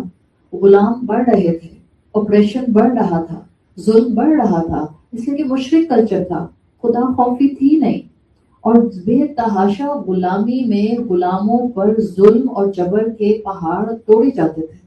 رسول اللہ صلی اللہ علیہ وسلم اس کے لیے پریشان رہتے تھے، اور آپ کو لگتا تھا کہ جیسے ایک اینڈلیس کیوس ہے آپ کے ارد گرد جس کو آپ سالو نہیں کر پا رہے. آپ صلی اللہ علیہ وسلم کی سچویشن یہی ہوتی ہوگی کہ جیسے کشتی میں ایک سوراخ کو ابھی مینٹ کیا تو دوسرا سوراخ ہو گیا، دوسرے کو کیا تو تیسرا ہو گیا. تو آپ صلی اللہ علیہ وسلم کے لیے اسکالرز کہتے ہیں کہ آپ سوچا کرتے تھے کہ میں کیا ایسا کروں انسانیت کے لیے کہ انسانیت کی بھوک ختم ہو جائے، انسانیت پر ظلم نہ ہو، انسانیت خوشحال رہے، معاشرے فلرش کریں. یہ آپ کا کنسرن تھا. اور یہ کسی بھی ایک آپ سمجھ لیں نعمتوں میں رہنے والے سینسیبل ایک شعور رکھنے والے انسان کا ہو سکتا ہے. آپ کا بھی دل چاہتا ہے کہ آپ لوگوں کی مدد کریں، آپ کا بھی دل چاہتا ہے کہ آپ لوگوں کو اپلفٹ کریں. یہ ایک ہر شعور رکھنے والے انسان کی سوچ ہوتی ہے. ظاہر ہے وہ تو رسول اللہ صلی اللہ علیہ وسلم تھے، تو آپ کے اندر یہ کیپیسٹی بہت زیادہ تھی. آپ صلی اللہ علیہ وسلم اسی فکر کے اندر کہ میں انسانیت کو کیسے بہتر کر سکتا ہوں، غربا کی کیسے مدد کر سکتا ہوں، معاشرے سے غلامی کو کس طرح سے لیکویڈیفائی کر سکتا ہوں، اس سوچ کے ساتھ بھی غور و فکر بہت کیا کرتے ہیں. اور تیسرا ریزن اسکالرز دیتے ہیں کہ اسی غور و فکر میں سائملٹینیسلی جہاں پر اپنی زندگی کا مقصد تلاش کرتے تھے، وہاں رسول اللہ صلی اللہ علیہ وسلم اس پر بھی بہت غور و فکر کرتے تھے کہ معاشرے میں بہتری کیسے لائی جا سکتی ہے. یہ والا خیال کہ معاشرے میں بہتری کیسے لائی جا سکتی ہے، کیا صرف ریلیجس لوگ اس بارے میں سوچتے ہیں یا سیکولر لوگ بھی سوچتے ہیں؟ ہر انسان سوچتا ہے. ابھی میں نے آپ سے کہا جس انسان کو بھی تھوڑا بہت انسانیت کا شعور ہوگا وہ معاشرے کے ان طبقوں کے بارے میں سوچے گا. آپ آج دیکھ لیں دنیا میں آج بھی this is a major concern overall globally, پوری دنیا میں، کہ معاشرے کے اس طبقے کو اپلفٹ کیسے کیا جائے. میں ان کی بات نہیں کر رہی جو اس طبقے کو اس طبقے کی طرح اور بہت سے اور طبقات کو اس طرح کا طبقہ بنانا چاہتا ہے. میں ان پاورز کی بات نہیں کر رہی، وہ نیگیٹو پاورز. سینسیبل انسان، ایک باشعور انسان، ایک انسان جو لیسر انسان نہیں ہے، جس کی انسانی عقل سلامت ہے، وہ یہ چاہتا ہے کہ معاشرے کے اندر ایسے لوگ نہ ہوں جن کو دو وقت کھانا پیٹ بھر کے نہ ملے. آپ صلی اللہ علیہ وسلم کا بھی کنسرن تھا، اور آج پوری دنیا کا یہ بہت سے لوگوں کا کنسرن، انٹلیکچوئلز کا کنسرن ہے، پولیٹیکل سائنٹسٹ کا کنسرن ہے جو واقعی جینوئنلی انسان ہے، بہت سے فلاسفرز کا کنسرن ہے. پوری دنیا میں فلاسفرز ہمیشہ اس چیز کے اوپر کنسرنڈ رہتے ہیں کہ ایسا کیا کیا جائے کہ سوسائٹیز میں سے کرائم ریٹ کم ہو جائے، ختم ہو جائے. آج تک یہ ہو سکا؟ جتنی دنیا ایڈوانس ہو رہی ہے، جتنے اکوپمنٹ ایڈوانس آ رہے ہیں، کیا انسان کرائمز کو روک سکا ہے؟ یا کرائمز ایسے ایسے آ گئے سامنے کہ جو بعد میں آنے والے لوگ جو کہ ہم سے پہلی جنریشن ہے وہ اگر آج آ جائیں تو ان کو یقین نہ آئے کہ اب کرائمز کن کن شکلوں میں کیے جاتے ہیں. الٹا ہو رہا ہے. جتنا انسان ترقی کر رہے ہیں اتنا کرمنلز کا کرمنل مائنڈ بھی انہینس ہوتا جا رہا ہے، کرائم کرنے کی کیپیسٹی بڑھتی جا رہی ہے. کیوں؟ اس لیے کہ انسان لیسن ہیومن بنتے جا رہے ہیں، انسانیت کم ہوتی جا رہی ہے، خوف کم ہوتا جا رہا ہے. اور جب اللہ کا خوف نہیں ہوتا تو انسان کو کسی کا خوف نہیں ہوتا. ہمارے یہاں تو اب دنیا میں گلوبلی، ہمارے یہاں کا مطلب پاکستان نہیں، گلوبلی جو جیل ہوتے ہیں جہاں پر سیریل کلرز ہوتے ہیں، سیریل کلر کی جب سائیکولوجیکل انالیسس کیا جاتا ہے تو سائیکولوجیکل انالیسس کرنے کے بعد جو ریڈیوس کیا جاتا ہے رزلٹ وہ یہ، بیچارہ اس کی ماں نے اس کو بچپن میں بہت تھپڑ مارے تھے. You will read it and you will laugh it. Literally میں آپ کو بتائیں کئی ایسی رپورٹس آئی ہیں جس میں سیریل کلر کو بیچارہ پور ہی کہہ کے at the end of the report mention کر دیا گیا بیکاز اس کے پیرنٹس نے اس کے اوپر بہت فزیکل ٹراما کیا تھا تو یہ ایسا بن گیا. ہر انسان جس کی عقل کا سسٹم کام کر رہا ہے، جو پاگل نہیں ہے، دیوانہ نہیں ہے، مجنوں نہیں ہے، that person cannot blame whatever their parents have done with them in their childhood. Come out of this phenomena. دنیا میں اسی فنومنا کے اندر ورلڈ پول میں پھینک رہی ہے. تم بدتمیز اس لیے ہو کہ تمہارے ماں باپ بچپن میں آپس میں لڑتے تھے تو تم بدتمیز ہو. سو بلیم یور پیرنٹس. تم اس وقت روڈ اس لیے ہو کہ تمہاری امی بہت روک تھی تمہارے ابو کے ساتھ. تم کنجوس اس لیے ہو کہ تمہارے ابو بہت کنجوس تھے بچپن میں. مطلب میرے اندر کوئی بھی چیز اس لیے بری نہیں ہے کہ میں بری ہوں. X Y Z A B C D E F G H, میرے آس پاس جتنے میرے رشتے دار اور خاص طور پر میرے پیرنٹس کھڑے ہیں، اصل میں ان کی ساری برائیاں میرے اندر آ گئی. اینڈ ان دس فارم جو دنیا ہمیں سکھا رہی ہے، کیا ہماری اپنی عقل کام نہیں کرتی؟ کیا ہمارے اپنے ذہن کام نہیں کرتے؟ کیا اللہ تعالیٰ نے ہمیں انٹلیکٹ دے کر نہیں بھیجا؟ کیا ہمیں بلیک کلر گرین نظر آتا ہے یا ہمیں یلو لائٹ جو ہے وہ بلو نظر آتی ہے؟ نہیں، یلو لائٹ یلو نظر آتی ہے اور بلیک کلر بلیک نظر آتا ہے. تو اگر میرے ماں باپ کا امپیکٹ غلط میرے اوپر آیا بھی ہے then I am able to rectify it also. عقل دی ہے، طاقت دی ہے اللہ نے، ول دی ہے اللہ نے، شعور دیا اللہ نے. جبھی تو کہا ہے اقرا، go and read, correct yourself. دیکھو کہاں سے پرابلم تمہارے اندر آئی. go to the root causes, figure it out and then rectify it. ماں باپ کی برائیاں انسان میں آ جاتی ہیں، ماں باپ کی کمزوریاں انسان میں آ جاتی ہیں، پھر اس کا مطلب یہ نہیں ہوتا میں زندگی بھر اپنے ماں باپ کو بلیم کرتی رہوں. قرآن یہی تو کہتا ہے، آیات کا مفہوم آتا ہے، ہر پچھلی جنریشن، ہر اگلی جنریشن پچھلی جنریشن پر بلیم کرے گی. اللہ ان کو جہنم میں ڈالتا ہے، انہوں نے میری اصلاح نہیں کی تھی، انہوں نے مجھے نہیں بتایا تھا. پھر اللہ پوچھے گا تمہیں عقل نہیں دی تھی اللہ نے؟ تمہارے پاس کوئی پیغام لے کر نہیں آیا تھا؟ تمہیں کوئی اللہ کی آواز، اللہ کے کلام کی آواز نہیں آئی تھی؟ ماں باپ کی غلطیاں ہوتی ہیں، بٹ دنیا ہمیں کیا سکھا رہی ہے؟ Blame your parents. اور دین کیا کہتا ہے؟ ڈونٹ ایون سے اف ٹو دیم. ایک ٹسل چل رہی ہے ہر انسان کے ساتھ، کہاں کس کو بلیم کرنا ہے، کہاں زبان بند رکھنی ہے. دین کہتا ہے ماں باپ کے معاملے میں خاموش ہو جاؤ، غلط بھی ہوں اور تمہارے ساتھ زیادتی بھی کر رہے ہوں، بدتمیزی نہیں کرو، برداشت کر جاؤ. کیا اللہ کے رسول نے نہیں کہا؟ حدیث کا مفہوم آتا ہے جو حق پر ہوتے ہوئے اپنا جھگڑا چھوڑ دے، اور اگر سامنے ماں باپ ہوں تب تو جھگڑے کی گنجائش ہی نہیں بنتی. یہ تو اللہ کے رسول نے رینڈملی کہا ہے، جو حق پر ہوتے ہوئے اپنا جھگڑا چھوڑ دے میں اس کو جنت کے درمیان میں گھر کی گارنٹی دیتا ہوں. گھر کون سا؟ وہ جو میں نے کل کلاس کے اینڈ پہ آپ کو بتایا تھا، جنات والا، مینشن ود گارڈنس. یاد کر لیں، ماں ملے گا. کتنی ہے زندگی یہاں کی، ہم کہتے ہیں کل کس نے دیکھی ہے، آخرت کس نے دیکھی ہے. آخرت دیکھی نہیں ہے، بٹ پلک چھپکنے کی دیر ہوتی ہے. ملک الموت سامنے آ کر کھڑا ہو جاتا ہے اور اس کے بعد ساری دنیا ادھر کی ادھر ہی رکھی رہ جاتی ہے اور انسان اپنے رب کے پاس اور اپنے انجام کے پاس پہنچ جاتا ہے. آپ صلی اللہ علیہ وسلم نے اس دنیا میں یہ دو علوم بیلنس کیے. یہ دو علوم بیلنس کیے تو آپ کا امپیکٹ اور آپ کی امت کا امپیکٹ بالکل الگ نظر آیا. آج بھی کرائم ریٹ کم کرنے کے لیے دنیا سر مار رہی ہے. لاز بنا دیے، ہاٹ لائنز بنا دی، ہیلپ لائنز بنا دی، مگر کرائمز نہیں ختم ہو رہے. کبھی سمجھ آئی ہے آپ کو یہ بات؟ اسلام کا حدود کا نظام، the punishment laws کسی مقصد کے لیے رکھے گئے ہیں. these are the deterrent. جب سزا دی جاتی ہے تو اس لیے نہیں دی جاتی کہ اللہ تعالیٰ کو نعوذ باللہ کسی سے گرج تھا تو دنیا میں اس کے ہاتھ کاٹ دیے چوری کرنے کا. اس لیے تھوڑی سزا دی ہے کہ اس سے گرج ہے. This system will become the deterrent. System بھی ہوگا, خدا خوفی بھی ہوگی, نظام بھی ہوگا تو انصاف بھی ہوگا. آج دنیا رو رہی ہے ایسے نظام بنانے کے لیے کہ ہم کیا سیٹ اپ بنائیں سوسائٹیز کے اندر کہ کرائم ریٹ کم سے کم ہو جائے.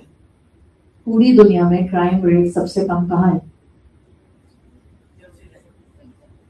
کرائم ریٹ سب سے کم سعودی عرب.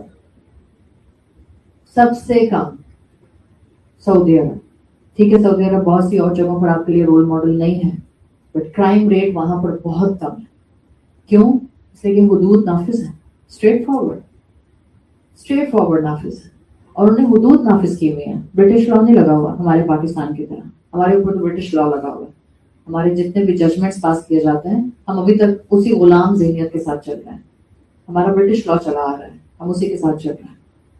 جب اللہ تعالیٰ نے اس دنیا میں دو علوم ساتھ ساتھ لے کر چلنے کو کہا, جب ان کو ساتھ ساتھ لے کر نہیں چلا جائے گا تو انسان اندھا, گونگا, بہرا, لنگڑا کسی نہ کسی کیپیسٹی میں رہے گا.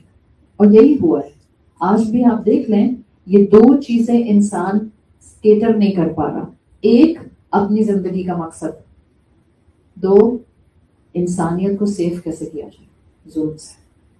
یہ سوال جو رسول اللہ صلی اللہ علیہ وسلم کے ذہن میں 1450 سال پہلے تھا, آج بھی انسانیت انہی دو سوالوں کے ساتھ کھڑی ہے. ایگزیکٹلی سیم سوالوں کے ساتھ. آپ کی زندگی کا مقصد کیا ہے؟ میں کون ہوں؟ آج تک انسان یہی پوچھ رہا ہے, ہو ایم آئی. آج تک یہی سوال اٹھائے جا رہے ہیں. سائیکالوجی الگ طرح سے بتائے گی, فلاسفی الگ طرح سے بتائے گی, اینتھروپولوجسٹ الگ طرح سے بتائے گا, سوشیولوجسٹ الگ طرح سے بتائے گا. سب سے جانیں گے اور سب سے پوچھیں گے ہو ایم آئی. نہیں پوچھیں گے تو اللہ کی کتاب سے نہیں پوچھیں گے کہ میں کون ہوں. الذی خلق الانسان من علق. خلق الانسان من علق, وہ انسان جس کو اللہ نے ایک پانی کے قطرے سے شکل دے کر بلڈ کلاٹس کے ساتھ پیدا کیا. بلڈ کلاٹس کی شکل میں, کلنگی فلیش کی شکل میں پیدا کیا. یہ ہوں میں, یہ ہے میری حقیقت. اور لمحہ لگتا ہے موت آنے میں, ادھر ملک الموت آتا ہے, ادھر زندگی کا سارا نظام ختم ہو جاتا ہے. رسول اللہ صلی اللہ علیہ وسلم کے یہ دو میجر کنسرن تھے. And you can see the balance of حقوق اللہ اینڈ حقوق العباد. آپ کا کنسرن تھا میری زندگی کا مقصد کیا ہے, related and linked to the creator. آپ کی زندگی کا کنسرن تھا کہ میں انسانیت کو کیسے اسٹیبل کر دوں, آپریشن کیسے ختم کر دوں, ظلم کیسے ختم کر دوں. دیٹ واز کنیکٹڈ ٹو مخلوق, حقوق العباد. یہی دو چیزیں آپ لے کر چلے, اور آپ نے اپنے لائف ٹائم میں اتنے بیلنس طریقے سے مدینہ میں وہ معاشرہ بنا کر دکھایا جہاں پر دین اور دنیا دونوں بیلنس وے میں انسانیت کی اپ برنگنگ کے لیے سامنے لا کر کھڑے کر دیا. ایسے کہ آج بھی نان مسلمس آپ صلی اللہ علیہ وسلم کی اس ریفارم کی تعریف کرتے ہیں. The only man in history who was the combination and the balance of religious and secular perspective. The only man in history. دنیا بولتی ہے. آپ نے مائیکل ہارٹ کا نام سنا ہے؟ مائیکل ہارٹ نے اپنی کتاب میں رسول اللہ صلی اللہ علیہ وسلم کو سب سے پہلے لکھا, بٹ ناٹ شاپ. اپنی کتاب میں فیمس پلے رائٹر, اس نے اپنی کتاب میں اللہ کے رسول صلی اللہ علیہ وسلم کو پریزنٹ کیا ہے ایز اے ہیرو, اور اس کے الفاظ ہیں جس کا مفہوم ہے. اس نے کہا تھا کہ اگر یہ شخص پوری دنیا پر رول کرتا, محمد صلی اللہ علیہ وسلم, تو دنیا کو اپنی عقل اور انصاف سے رہنے کی بہتر جگہ بنا دیتا. That's his claim.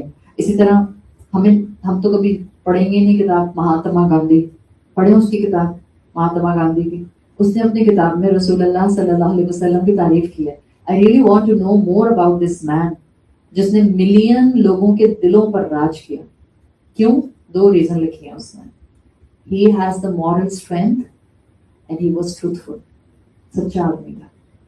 اللہ نان مسلم سے بھی گواہی دلوا رہا ہے, اسی طرح سے دلوا رہا ہے. پھر کیرن آرمسٹرانگ جس کی کتاب آپ پڑھیں تو اس نے محمد صلی اللہ علیہ وسلم کے لیے جو سوشل ریفارمز آپ نے کیے, keeping the prophethood of in mind, وہ بالکل یونیک تھے جو دنیا میں کبھی کوئی انسان اس طرح سے نہیں کر سکا. لیکن تعریف بہت سی دفعہ آپ کے اپنے بہت سے محبت کرنے والے آپ کی کر رہے ہوتے ہیں. ہو سکتا ہے یہاں سب ایک دوسرے سے بہت محبت کرنے لگ جائیں, آپ سب میری تعریف کریں. مثال کے طور پہ آپ مجھ سے محبت کرتے ہیں, آپ سب میری تعریف کریں, مجھے آپ کی تعریف فائدہ نہیں دے گی جب میرے جیسے بندے کو آپ کی تعریف خوش بھی نہیں کرے. انٹل اللہ کی میرے گھر والے میری تعریف کریں. That's more important for me. میری اماں, میرے ابا, میرے بہن بھائی, میرا شوہر, میرے بچے, یہ میری تعریف کریں. میرے گھر کا نوکر یہ میری تعریف کریں. آپ دیکھیں نان مسلم جنرلی زیادہ تر میجورٹی رسول اللہ صلی اللہ علیہ وسلم کی تعریفیں نہیں کرتے ہیں. وہ تو ایکوزیشنز کرتے ہیں آپ کے اوپر, الزامات لگاتے ہیں اور آج تک لگاتے ہیں. ایون اورینٹلسٹ ایسے بڑے بڑے الزامات رسول اللہ صلی اللہ علیہ وسلم پر لگائے ہیں کہ آپ پڑھتے ہیں تو آپ کو رونا آ جاتا ہے کہ اگر یہ رسول اللہ صلی اللہ علیہ وسلم کے کانوں تک آ جائے تو ان کو کتنی تکلیف ہو. یقین نہیں آتا آپ کو. زہر اگلتے ہیں لوگوں کے قلم اللہ کے رسول کے لیے. لیکن وہ چند لوگ جو نان مسلم تھے انہوں نے دل کھول کر رسول اللہ صلی اللہ علیہ وسلم کی تعریف کی. کیوں؟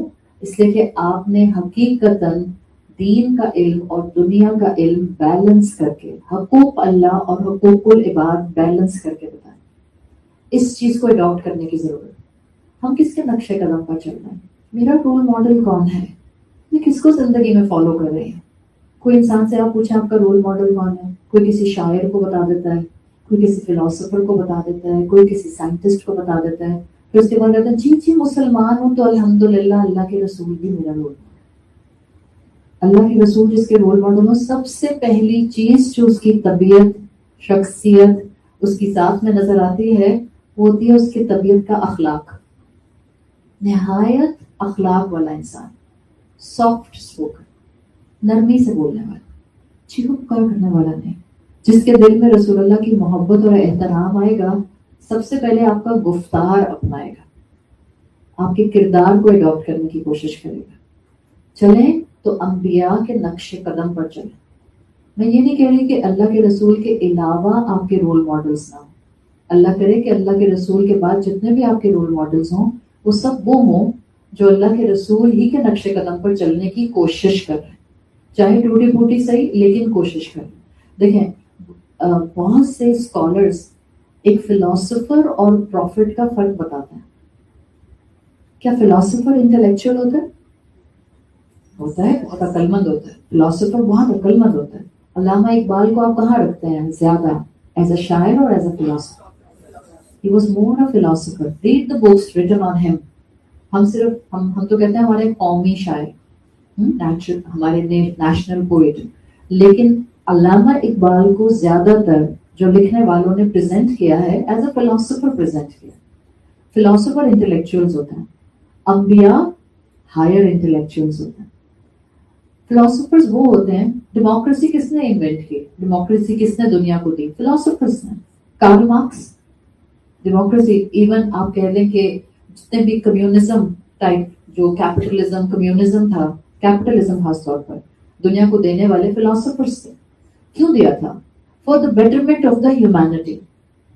فلاسفر کا ہمیشہ مائنڈ سیٹ یہ ہوتا ہے, آج بھی جو فلاسفر ہیں ان کا بھی مائنڈ سیٹ یہی ہوگا, وہ انسانیت کا بھلا چاہتے ہیں. اوکے, تو کیا نبی بھی یہی چاہتے ہیں؟ نبی بھی انسانیت کا بھلا چاہتے ہیں. What difference will make them two different entities? What will be the difference between the prophet and the philosopher? جو prophet ہوتا ہے وہ کبھی بھی یہ نہیں کہتا it's my idea, میرا یہ خیال ہے. یہ philosopher ہوتا ہے, that's my idea, that's my brainchild, I actually produce it with my own hands. یہ philosopher ہے. نبی humble ہوتا ہے. نبی تو یہاں تک کہتا ہے کہ میں جو کہتا ہوں وہ الفاظ بھی میرے نہیں ہیں, وہ تو مجھے اوپر سے اللہ نے دیے ہیں.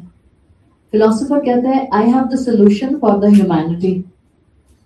نبی کہتا ہے I have the solution for the humanity, but یہ میرا solution نہیں ہے, یہ higher source سے آیا ہوا solution. فرق آ جاتا ہے. جو فلاسفر ہوتے ہیں موسٹلی, زیادہ تر 99% arrogant ہوتے ہیں. وہ باقی لوگوں کو بہت انفیریئر سمجھتے ہیں. Read the biographies of the philosophers, you will read their personalities. بہت ایروگنٹ ہوتے ہیں فلاسفرس, بیکاز ان کو پتہ ہوتا ہے کہ ان کا آئی کیو لیول سوسائٹی لیول سے بہت ہائی ہے, تو وہ اپنے آپ کو بہت سپیریئر اور میجورٹی لوگوں کو انفیریئر سمجھتے ہیں. جبکہ نبی بہت ہمبل اور بہت عاجزی مینٹین کرنے والے ہوتے ہیں. اب ہمارا کام کیا ہے؟ ہم اپنے آپ کو اللہ کے رسول صلی اللہ علیہ وسلم کے نقش قدم پر چلائیں، عقل مند بنیں، شعور حاصل کریں. بی این انٹلیکچوئل، لیکن آپ کے اندر نرمی ہو، ایروگنس نہیں ہو. علم آئے لیکن علم آپ کو کردار کی پختگی دے. علم آئے، علم آپ کو معاملات کا وہ فہم دے جس سے آپ اپنے تمام تر مشکل حالات میں ہمت کے ساتھ کھڑی رہیں. وہ علم آئے جو آپ کو لوگوں کے سامنے سپیریئر انداز میں کھڑا نہ کرے، بلکہ لوگوں کے درمیان میں لوگوں کی طرح ہی کھڑا کرے، ایک دوست بن کے، ایک رہنما بن کے، ایک محبت کرنے والا، کوئی سپورٹ کرنے والا بن کے. This is the pathway of prophet صلی اللہ علیہ وسلم. اسکالرس کہتے ہیں مومن کی عقل 3 حصوں میں ڈیوائڈ ہوتی ہے. اگر یہ 3 حصے مکمل ہو جائیں تو وہ انبیاء کے راستے پر چل پڑتا ہے. ایک ہماری عقل کا انٹلیکٹ کا حصہ ہے علم الحواس، the knowledge of our senses. اس کو بہت ایکٹیو رکھنا چاہیے، ایکٹیو اینڈ سیکیور. ابھی ہم نے بات کی تھی your eyes and your ears are the windows for your heart. So علم الحواس، knowledge of your senses، اس کو سیکیور رکھنا، الرٹ پر رہنا اور ان کا بیسٹ یوٹیلائزیشن کرنا. You will complete one aspect of the intellect. دوسرا آتا ہے علم العقل. آپ نے اپنی انٹلیکٹ کا ایک حصہ جو سیف اور سیکیور کرنا ہے، that علم العقل، inferred knowledge. What is inferred knowledge? Inferred knowledge یہ ہوتی ہے جس میں آپ ڈائریکٹ بہت سارے اپنے سینسز نہیں استعمال کر رہے، بلکہ کوئی ایک سینس 5 سینسز میں سے یوز کر کے باقی آپ کوئی نتیجہ ڈیڈیوس کر. آپ نے دور دیکھا دھواں ہے، آپ نے دور آسمان پر دیکھا بہت گہرا دھواں ہے. آنکھوں نے اپنی سینسز سے آپ نے ایک چیز دیکھی، دھواں ہے. عقل نے کیا انفر کیا؟ دھواں ہے اور کیا ہے؟ آگ ہے تو دھواں ہے. صحیح، اس کو کہتے ہیں انفرڈ انٹلیکٹ، انفرڈ نالج. آپ نے چیزوں کو دیکھ کر فوراً نتیجہ نہیں نکالا. مومن انفرڈ نالج پر بھی چلتا ہے. دیکھ لیا میں نے اپنے علم الحواس سے کہ ٹھیک ہے سامنے یہ سچویشن کریٹ ہو رہی ہے. آپ کی فیملی ہے، پھر آپ کی 2 بہنیں آپس میں لڑ رہی ہیں، یا آپ کی 2 فرینڈز آپس میں کچھ اختلاف کلیش کر رہی ہیں. آپ نے دیکھ لیا اپنے 5 سینسز سے، علم الحواس سے. آپ سن رہی ہیں کیا باتیں ہو رہی ہیں، آپ دیکھ رہی ہیں کس طرح سے ایک ہائپ کریٹ ہو رہی ہے. اب آپ نے وہاں پر کوئی مزید ریسلنگ سٹارٹ نہیں کی ریفری بن کے، یا آپ وہاں بیٹھ کے امیڈیٹلی انفرڈ نالج سے معاملے کے نتیجے پر پہنچنا چاہ رہے ہیں. دونوں کی باتیں سن کر آپ انفر کرنا چاہ رہے ہیں کس کا زیادہ قصور. صحیح. تیسرا پارٹ آتا ہے علم القلوب یا علم القلب. یہ ہوگا آپ کی روح کا علم. جتنا اس روح کے علم کو آپ نے اللہ کے کلام کے ساتھ جوڑا ہے، اتنا اسٹرانگلی آپ کی انفر نالج صحیح ڈیسیژن، صحیح کنکلوژن کی طرف آپ کو لے کر جائے گی. جتنا اسٹرانگلی آپ نے اپنے قلب کی نالج کو اللہ کے کلام کے ساتھ جوڑا ہوا ہے، اتنا اسٹرانگلی باہر کی دنیا میں آپ معاملہ صحیح ڈیڈیوس کر کے کسی نتیجے پر پہنچ سکیں گے. علم القلب نہیں ہوتا یا علم القلوب نہیں ہوتا، اسپرچل نالج نہیں ہوتی، تو انسان اپنی عقل میں صرف 2+2 کرتا ہے. ایکسپونینشیل ریٹ سے معاملات کو سمجھنا 4 × 4 کی سچویشن پر نہیں جا سکتا. اور یہ علم القلب کے لیے اسکالرز کہتے ہیں یہ 5 سینسز سے پہلے انسان کو دیا جاتا ہے. اس کا ایک حصہ علم القلب کا آپ کی 5 سینسز سے پہلے آپ کو دے دیا گیا تھا. کب؟ عہد الست. اللہ کی معرفت ہی ہے نا. کیا ہم جب پیدا ہوتے ہیں، قرآن تو نہیں پڑھنا ہوتا، لیکن جب ہم پیدا ہوتے ہیں کیا ہم اللہ کی معرفت کے ساتھ پیدا ہوتے ہیں؟ اللہ کے رسول صلی اللہ علیہ وسلم کہتے ہیں کل مولود یولد علی الفطرۃ. ہر نیو بورن ایک فطرت پر پیدا ہوتا ہے. What is this فطرت؟ عہد الست میں جو اللہ نے ہمارے اندر اپنی معرفت ڈال دی تھی، ہر انسان اس کے ساتھ پیدا ہوتا ہے. تو علم القلوب کا ایک چنک میرے اندر پہلے سے تھا، اس سے پہلے کہ اس دنیا میں میری 5 سینسز کام کرتے ہیں، اس سے پہلے کہ میری انفرڈ نالج کام کرنا شروع کرتے. تو میرا کام ہوتا ہے اس علم القلب کی پہلی سٹیج کو بہتر سٹیج پر لے کر جانا.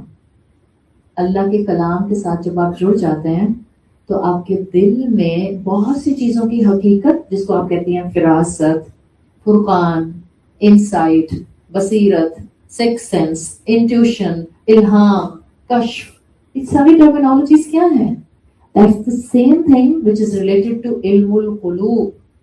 Complete your intellect. So الحمدللہ آج ہم نے موسٹلی اس آیت کا جو ایسنس اٹھانا تھا، جو کہ پہلی وحی کا آپ سمجھ لیں کرکس ہے. ہر مسلمان آج کیسا ہونا چاہیے؟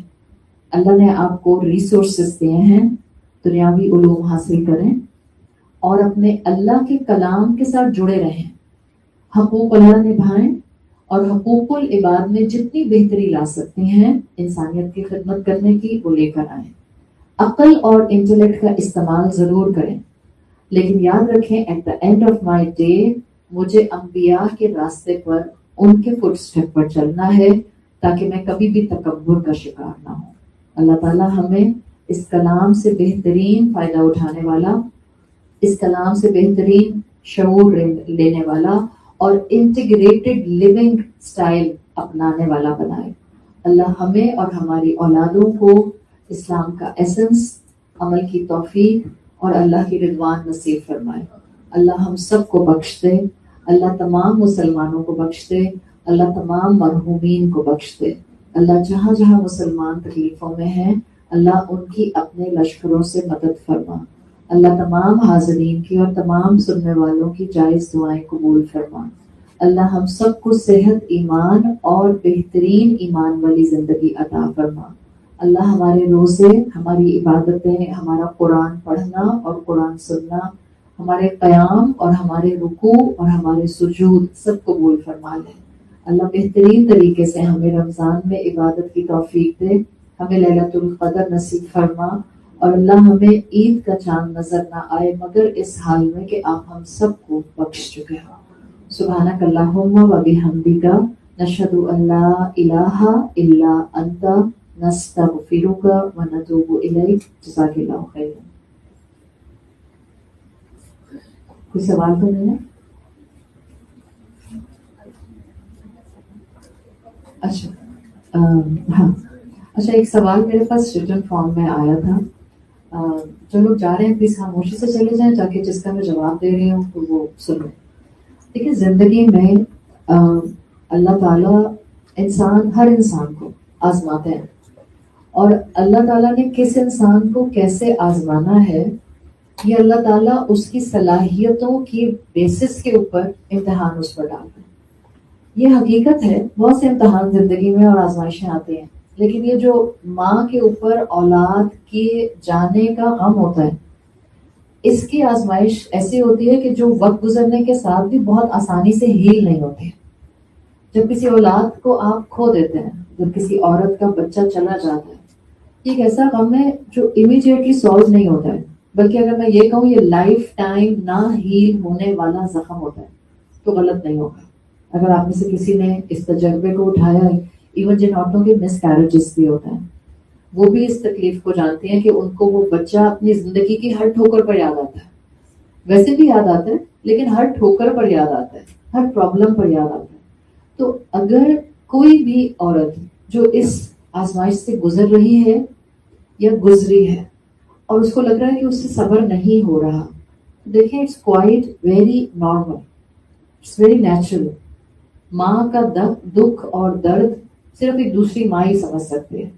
تو اگر ایک بچی کو، ایک عورت کو یہ لگتا ہے کہ میرا بچہ چلا گیا، لیکن مجھے ایسا لگتا ہے کہ میں ابھی بھی اپنی غم کی اسی شدت میں ہوں، تو 2-4 چیزیں کرنے کی ضرورت ہے. نمبر 1 سب سے پہلے، ابھی جو ہم بار بار بات کر رہے ہیں، میں نے اپنے اس پورے تھیم میں کئی مرتبہ یہ جملہ بولا، اللہ آپ سے کوئی چیز نہیں لیتا جب تک کہ اللہ آپ کو اس سے بہتر چیز سے نہ نوازے. انشاءاللہ اللہ ہر ماں کو جس کی بھی اولاد گئی ہے اور وہ چائلڈ بیئرنگ ایج میں ہے، اللہ اس کو بہترین اولاد نصیب فرمائے گا۔ دیکھیں موسیٰ علیہ السلام نے حضرت خضر کو دیکھا تھا کہ انہوں نے ایک نوجوان بچے کو قتل کر دیا۔ موسیٰ علیہ السلام کو سمجھ نہیں آئی تھی نا، لاجک کیا بتائی تھی موسیٰ علیہ السلام نے، یہ بچہ بڑا ہوتا تو ماں باپ کے لیے دکھ کا باعث بنتا۔ ہمیں نہیں پتا ہوتا کس چیز میں ہمارے لیے خیر ہے۔ وہ محبت کرنے والا رب ہمارے لیے جو بھی مشکل لاتا ہے، کوئی مشکل ایسی نہیں لاتا جو ہمیں غم دینے کے لیے لائے۔ وہ تو ہم انسان ہیں تو غمزدہ ہو جاتے ہیں۔ مشکل آتی ہے خیر دینے کے لیے، مشکل آتی ہے ہمارے لیے آگے لمبی آسانیاں کرنے کے لیے۔ تو اگر غم آیا ہے اور آپ کو رونا آ رہا ہے، اٹس کوائٹ نارمل، پریشان ہونے کی ضرورت نہیں ہے۔ اللہ کا دامن تھام کے رکھیں اس امید کے ساتھ کہ اللہ انشاءاللہ اس سے بہتر اولاد عطا فرمائے گا۔ تیسرا، اپنے آپ کو مصروف رکھنے کی کوشش کریں، پازیٹیو ایکٹیویٹی۔ جتنا قرآن سنیں، قرآن جو سمجھ آتا ہے، اتنا آپ کے دل کو ڈھارس ملے گی اور سکون ملے گا۔ اور اللہ تعالیٰ نے جتنا فارغ وقت دیا ہے، آپ کسی انسان کے کام آئیں۔ میں نے یہ دیکھا ہے کہ جو لوگ بہت پرولونگ غم میں ہوتے ہیں، جب وہ کسی دوسرے انسان کی خدمت کرتے ہیں، یا وہ کسی دوسرے انسان کی تکلیف کو سنتے ہیں، یا کسی دوسرے انسان کی تکلیف میں اس کا سہارا بن جاتے ہیں، اللہ ان کی اپنی تکلیف کو وقتی طور پر کم کر دیتا ہے۔ And final and the last thing which you have to keep in mind, یہ جتنے بھی بچے چاہے مس کیریج میں بھی عورتوں کے جاتے ہیں، ادھورے بچے یا وہ بچے جن کو آپ ڈلیور کرتے ہیں، پھر آپ اللہ کی طرف ان کو روانہ کرتے ہیں، آپ ان کو ان کے انتقال کے اوپر غسل کراتے ہیں، آپ ان کو کفن پہناتے ہیں، آپ ان کی نماز جنازہ پڑھاتے ہیں، آپ ان کی تدفین کرتے ہیں۔ چھوٹے جنازے بہت بھاری ہوتے ہیں، اور کوئی ماں باپ کے دل سے ہی پوچھے، خاص طور پر ماں کے دل سے پوچھے کہ یہ کتنی بڑی آزمائش ہوتی ہے۔ لیکن یاد رکھیں یہ ساری کیٹیگریز جن کے لیے اللہ کے رسول صلی اللہ علیہ وسلم نے فرمایا ہے، آپ کی حدیث کا مفہوم آتا ہے، یہ بچے ماں کو خاص طور پر آتا ہے، ماں کو اللہ سے سفارش کر کے ہاتھ سے پکڑ کر جنت میں داخل کروا کر چھوڑیں گے۔ یہ جنت میں نہیں جائیں گے جب تک کہ اپنی ماؤں کو جنت میں نہ لے جائیں۔ تو اگر اللہ نے آپ کو آزمائش دی ہے، اللہ کی طرف سے اس میں خیر ہے۔ ہاں یہ خیر دنیا میں نظر نہیں آتی ہے، اللہ آپ کو ہمت دے، اس کے اوپر بھی یہ غم آیا ہے، اللہ آپ کے لیے آسانیاں فرمائے، اللہ آپ کو بہترین اولاد دے، اور آخر میں آپ کی اولاد آپ کے ساتھ ان جنات میں سے ایک باغ میں کھیلے جس میں آپ اور آپ کی اولاد اس وقت کو جس کو آپ یہاں تکلیف سے گزار رہے ہیں، وہاں پر ایک ایک مسکراہٹ کے ساتھ گزاریں۔